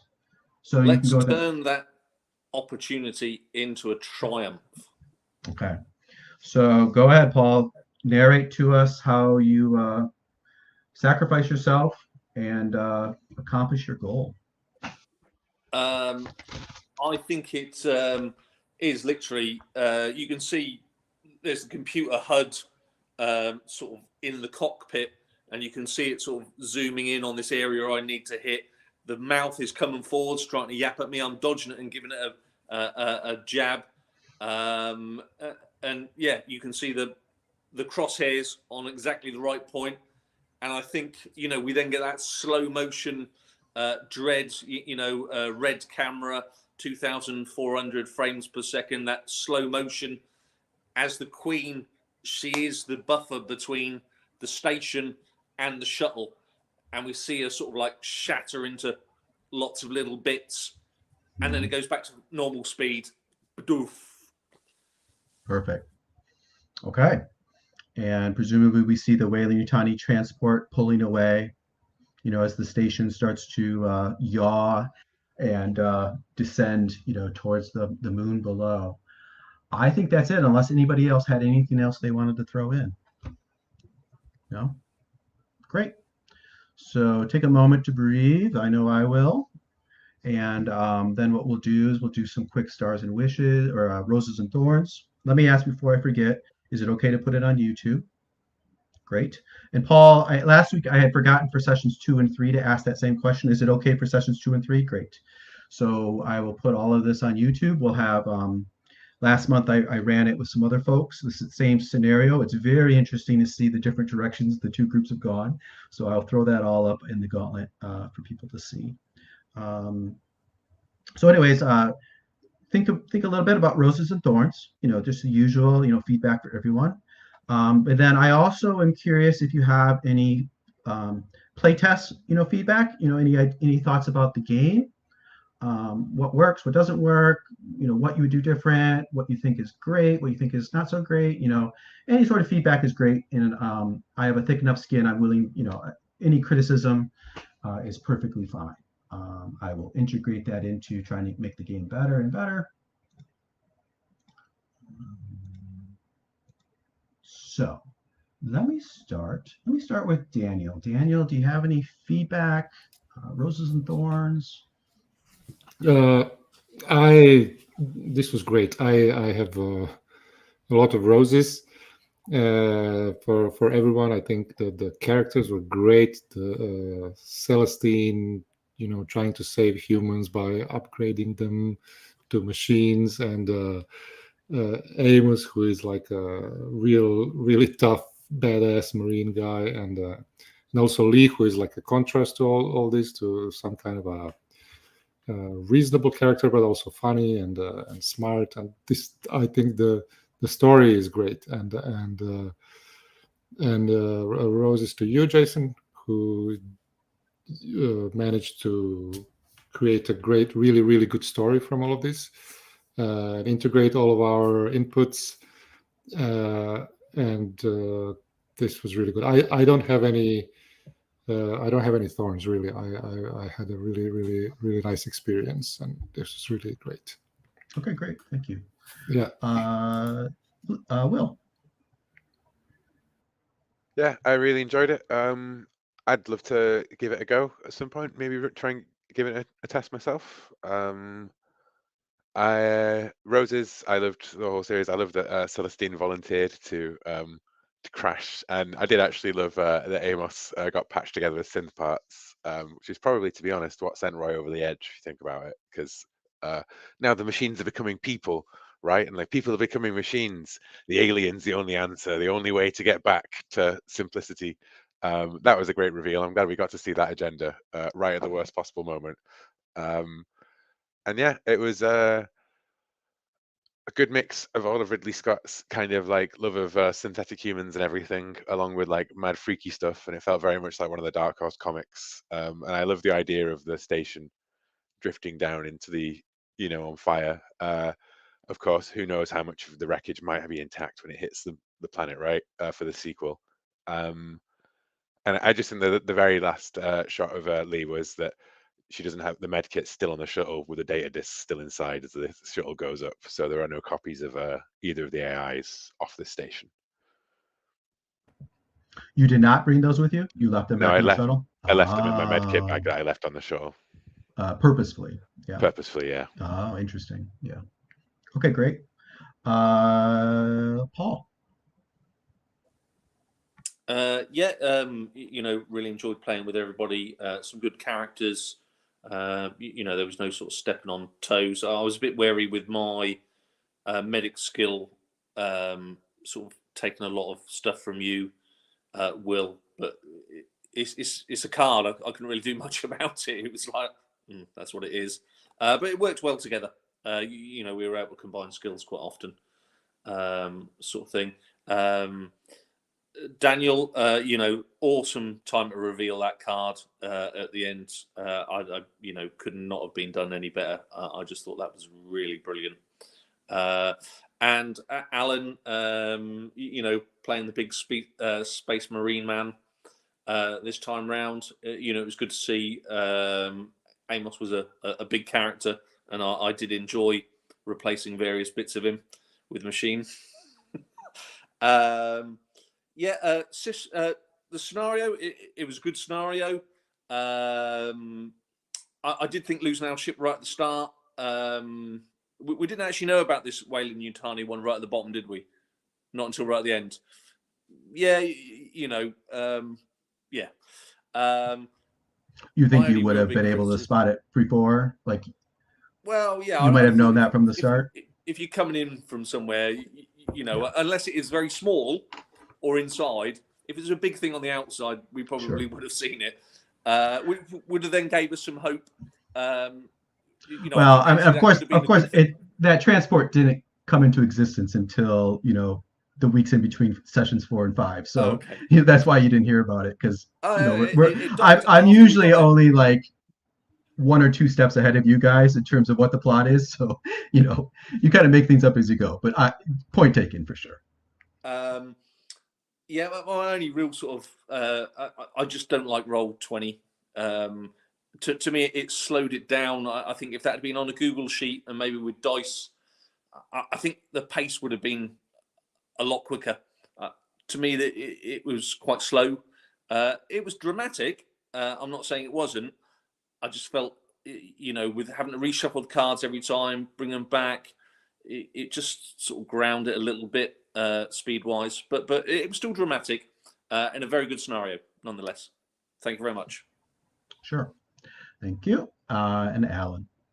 Yeah, I'd endorse the scenario structure, and I suppose that I'd rationalize the appearance of the Whale of Yutani as, one, they arrived before we did and deposited some things, and then disappeared around the back of the planet to see what would happen while we arrived, and then maybe if our shuttle had seen it arrive. I don't that so I'd rationalize that way. I think you did a good job, taking those random cards. I think I'd like to understand the rules and about how those are deployed. And you've still got quite a lot left. I did make a note earlier on whether there's a risk that you could overwhelm the GM with too many threat cards. So on the one hand, they got lots of choice. On the downside, too much choice. I'm curious, as Will is, to sit in the GM seat on this one and see what that feels like from the other side. Sure. But yeah, the threats are appropriate. The build tension one, there's a lot of those in the hand, I'm guessing, and so that allows you to escalate. So I think all of that, I think you took all of those kind of random factors and built it into a coherent plot based on what we were throwing up, and then we were able to bounce off it. So I thought that was beautifully done, Jason. Very smoothly done. In terms of roses, I think, I thought the characters were all very distinct. I was really chuffed that Daniel got a chance at the end there to be able to reveal that card. And I was running out of options into term, what could that card be? But and likewise, I thought Celestine being more concerned that her creations, inverted commas, survive than her survive, and tying that into the remorse over things she might have done was very cool, Paul. Very cool indeed.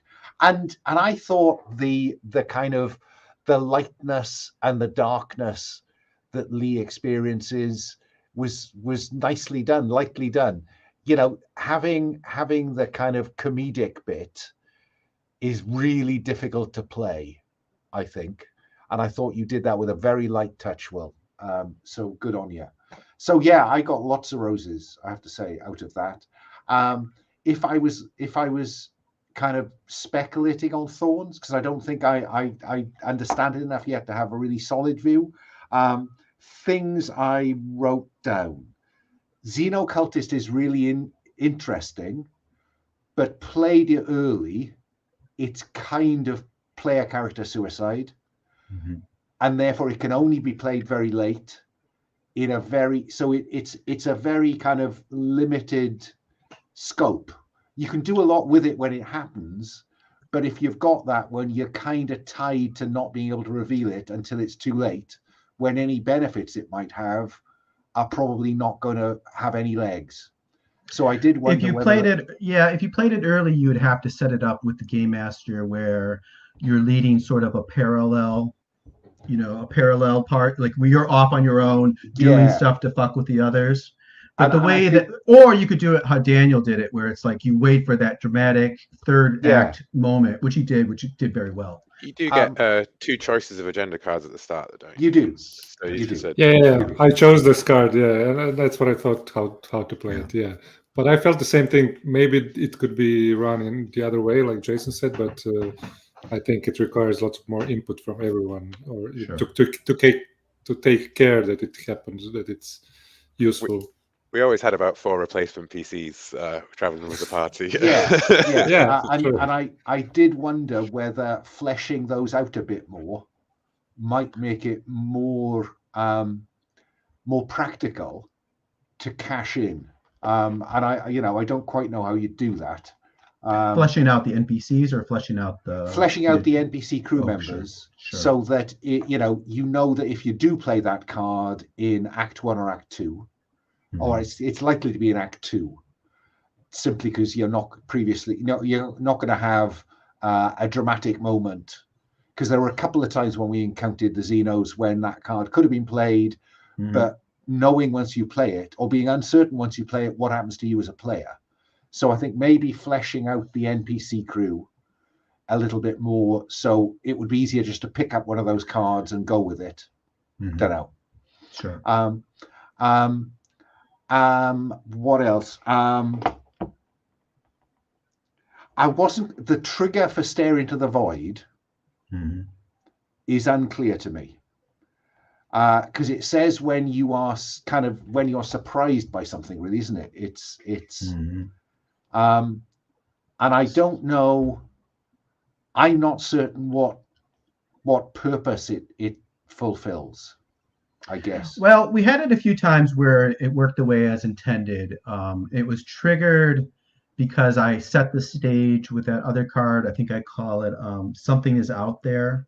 There's a threat card that part of it says that if you face a threat, then you have to stare into the void. And what it's capturing is that in alien movies and horror movies in general, there's always these scenes where a character suddenly comes face to face with death. I think the classic for me is for Brett, in the original Alien. That's like Brett's like walking around in the I forget what they call that chamber, the claw chamber, whatever it is. And there's all those chains and the water's dripping. And he's just like, do. And all of a sudden the alien's behind him and he freezes and he dies. It's trying to capture that. It's trying to trying to create that cinematic sort of trope, I suppose. Because otherwise characters are always just like, I'll just shoot it, But I'm trying to put into the idea of sometimes you can't. You just, because you're human and because it's a majestic monster, you freeze and you die, So that's what I'm trying to aim for there. It's the roll for stress, right? Yeah, it's basically in the Alien RPG, it's that moment where you're overly stressed and you fail at your action when you get a 10+ in the Alien RPG. Then I suppose if it was referenced in more of the other moves, so there was a way to roll one into the other. I wasn't certain when we were going to face harm and when we were going to face Stare into the Void. Right. I guess. Yeah, it's a matter. It's as I've played it so far, and our run is an example of that. It's more something the game master sets the stage for it, so to speak. It's sort of a very specific sort of encounter with a monster. Yeah. Okay. And the other move I had a comment about was calm someone down, which I think there are only 3 options in there. Look at one of their face down identity cards, which by Act 3 probably isn't going to apply or is less likely to apply. Ask them a question that they must answer honestly. I thought that was a bit weak sauce as we got to the end when questions about people, the characters are pretty fleshed out by then. And so what I was speculating on is whether there's a 4th option, which is when you calm someone down, give them something. So you would have to give up one of your pieces of equipment to reassure them. So I might have to hand over the shotgun to say, okay, look, you might need this to calm down. So there is a cost to me. Sure. But it might apply at any stage. That's what I found myself looking for. Yeah, I'm not going to kill anyone. Sure. Or maybe that's a good idea. Maybe instead of ask a question, or it could be changed to ask them a question they must answer, or give them something they need, make a promise or something like that. Leave the existing 3 in place.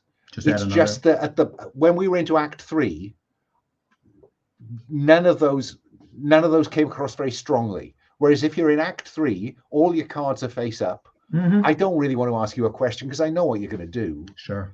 Then there's still a cost on an edge. Yeah. So that was my only. That was my only thinking. Yeah, I can add another thing there. Sure. So those at this point, those are my mechanical kind of observations.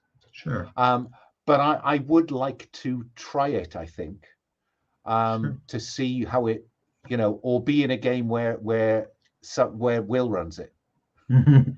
Me too.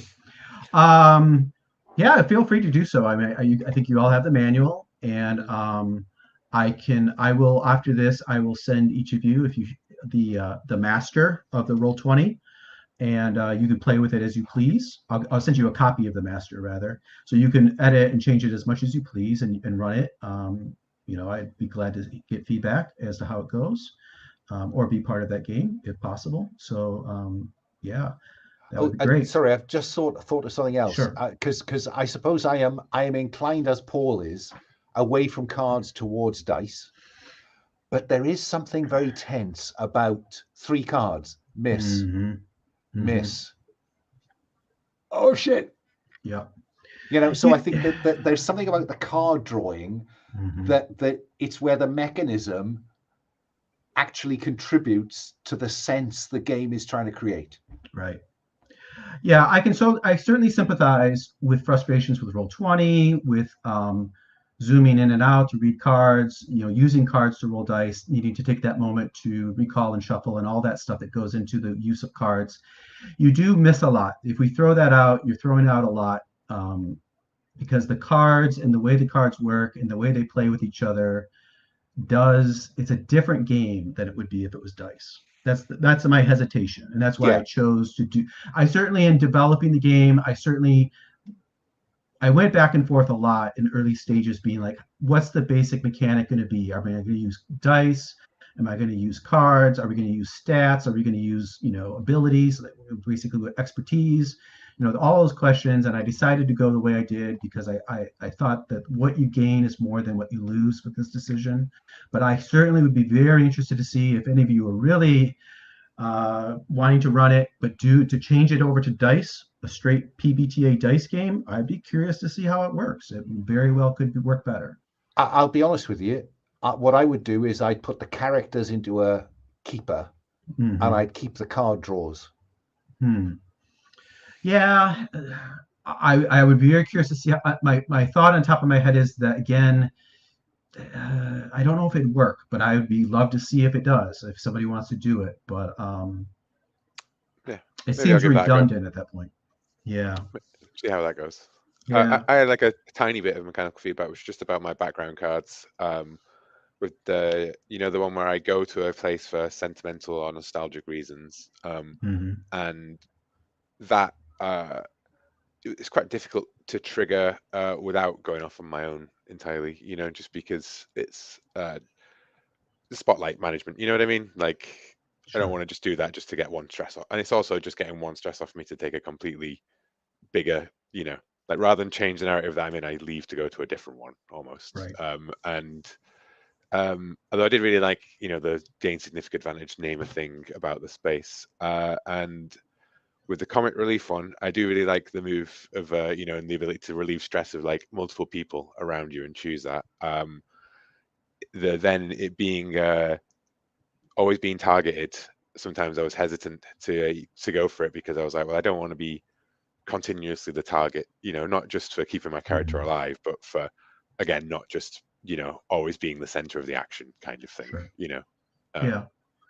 I hear you. I mean, that's all kind of intentional though. Like, to what extent you're able to use your abilities, how you frame it, all that stuff. Yeah, I think it's more I want to put it on the player's plate to make those decisions, Yeah. I think it's just a combination of the 2 cards and those sub aspects of them, right? But that's fair. That's just, I don't think it was a problem per se. Sure. Yeah. Going back to something Alan was saying about the threat cards and as they accumulate and how you play them and when you play them. I like where it's at. It's gone through some evolutions as how I get the cards and when I use them and what the cards say and all that.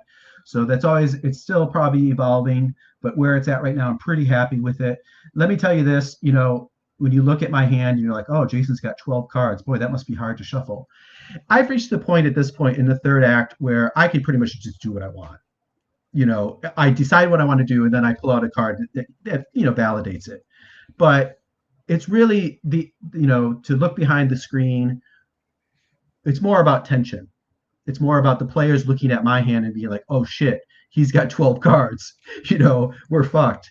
And that's what I want to convey. The actual nuts and bolts of it isn't that important at this point. But what's really neat about it, though, another thing I like is that the converse of that is at the very beginning, I have very few cards.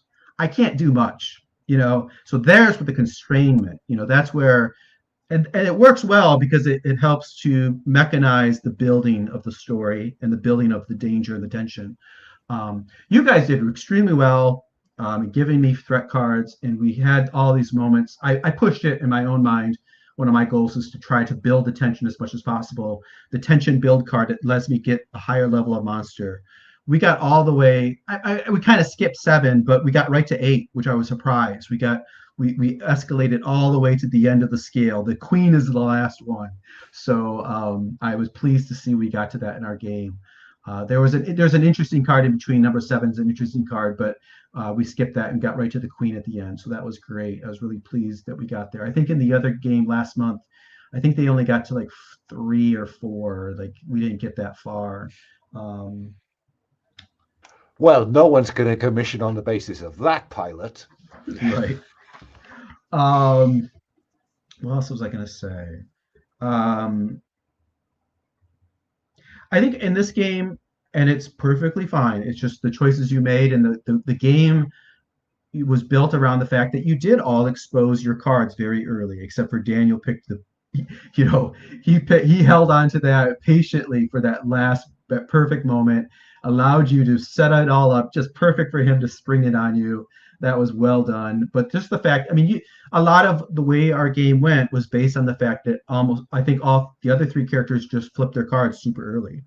And none of you, I think we've noted, none of you really had a selfish, like confrontational agendas. So those are the times, like with Daniel's, where you hold off until the end. And I'm glad somebody had sort of a more confrontational PvP sort of agenda card. But the others they're all very interesting, and they all have a lot of, like Celestine's is kind of a borderline, a gray area in between being sort of helpful to confrontational, somewhere in that realm in between. But Will's is obviously one that works well to play early, and Alan's too. You played yours pretty early too, and it worked. You then played with it quite a bit, but it's not necessarily selfish, so to speak. So I think a lot of our game was shaped by the fact that you flipped your cards early. And that is one of the advantages of having the cards as a mechanism. Mm-hmm. Because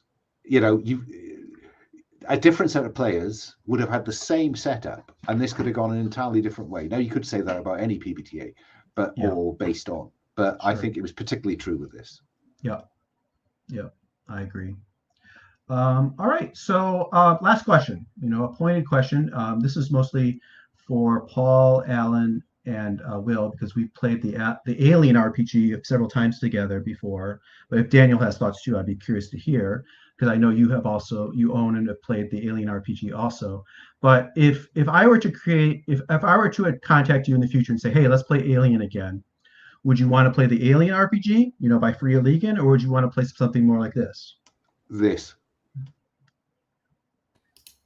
Paul, Will? Yeah, I liked it in this. There was no random table that says you get a box of matches. Awesome. Yeah, this seemed a bit more structured than the other game. Okay. I would play this too. Sorry, go ahead. Sure, go ahead. I did enjoy Cell of Zombie World. I love seeing this. It's interesting to see a play on Zombie World, and I did really enjoy this. I'd probably also I did enjoy what we played of the Alien RPG as a system as well, like the combats as well. But that's a very different style of play. It's I'd be like, both, please. Can I have alternating weeks where we do one system and then the other? Sure. See how it goes. Sure. Okay, so you'd play either. Great. Yeah. And I'm just saying it as a what if. Basically, it's just what style of game do you prefer? Sorry, Daniel, I cut you off as well. Yeah, sorry. I want to say I really liked the Alien RPG, and I also am in the camp that I would like to play both. Yeah. Yeah. And but this is really. I was thinking about trying to run this with my real life group, because I have some problems with running online, but I run a lot in my real life group, so I would really like to try to put this on the table. I think this would be a nice experience. Yeah. You know, since obviously real cards don't exist, there are no physical cards for Alien World. You would have to all have your laptops in front of you. You know, if you were playing this game is designed to play online, right? It doesn't have a physical version like the Zombie World does. But if you all had your laptops in front of you, sure, you could probably play it with your home group. Yeah. But I do make cards for some of my games. Yeah, I have a printer that I know, so sometimes I do this. So sure. Yeah.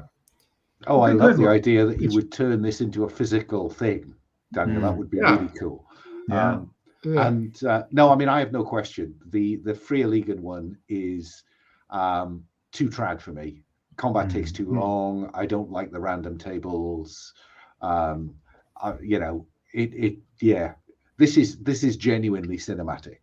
Yeah, that's the thing I miss. If I were to play, I will probably play the Alien RPG in the future, either with my home group or online. I do like it. It is a good game. As trad game goes, it's pretty well done, and it's good. Genre emulation is pretty strong, but you miss the storytelling, the narrative freedom that you get with a game designed more like this. So it's hard to go back now at this point for me to go back to game master a trad game, or even play a trad game after playing games, more story-based games. So okay, well, that's all good feedback. Thank you very much. It was a super fun run.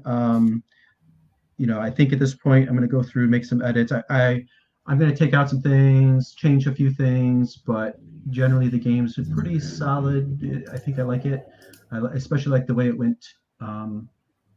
If you get a chance, if you're someone that likes to go back and watch actual plays, I would suggest, you know, take a look at some like I said, I'm going to post last month's run with some other folks and see how they did the same scenario. You might find it very interesting.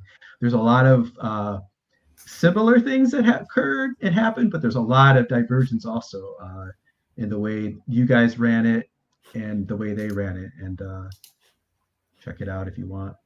But anyway, that's it for now. Thank you very much. I will see you soon. Alan, I'll see you in like a week or so. You'll see me next Saturday, yeah. Yeah.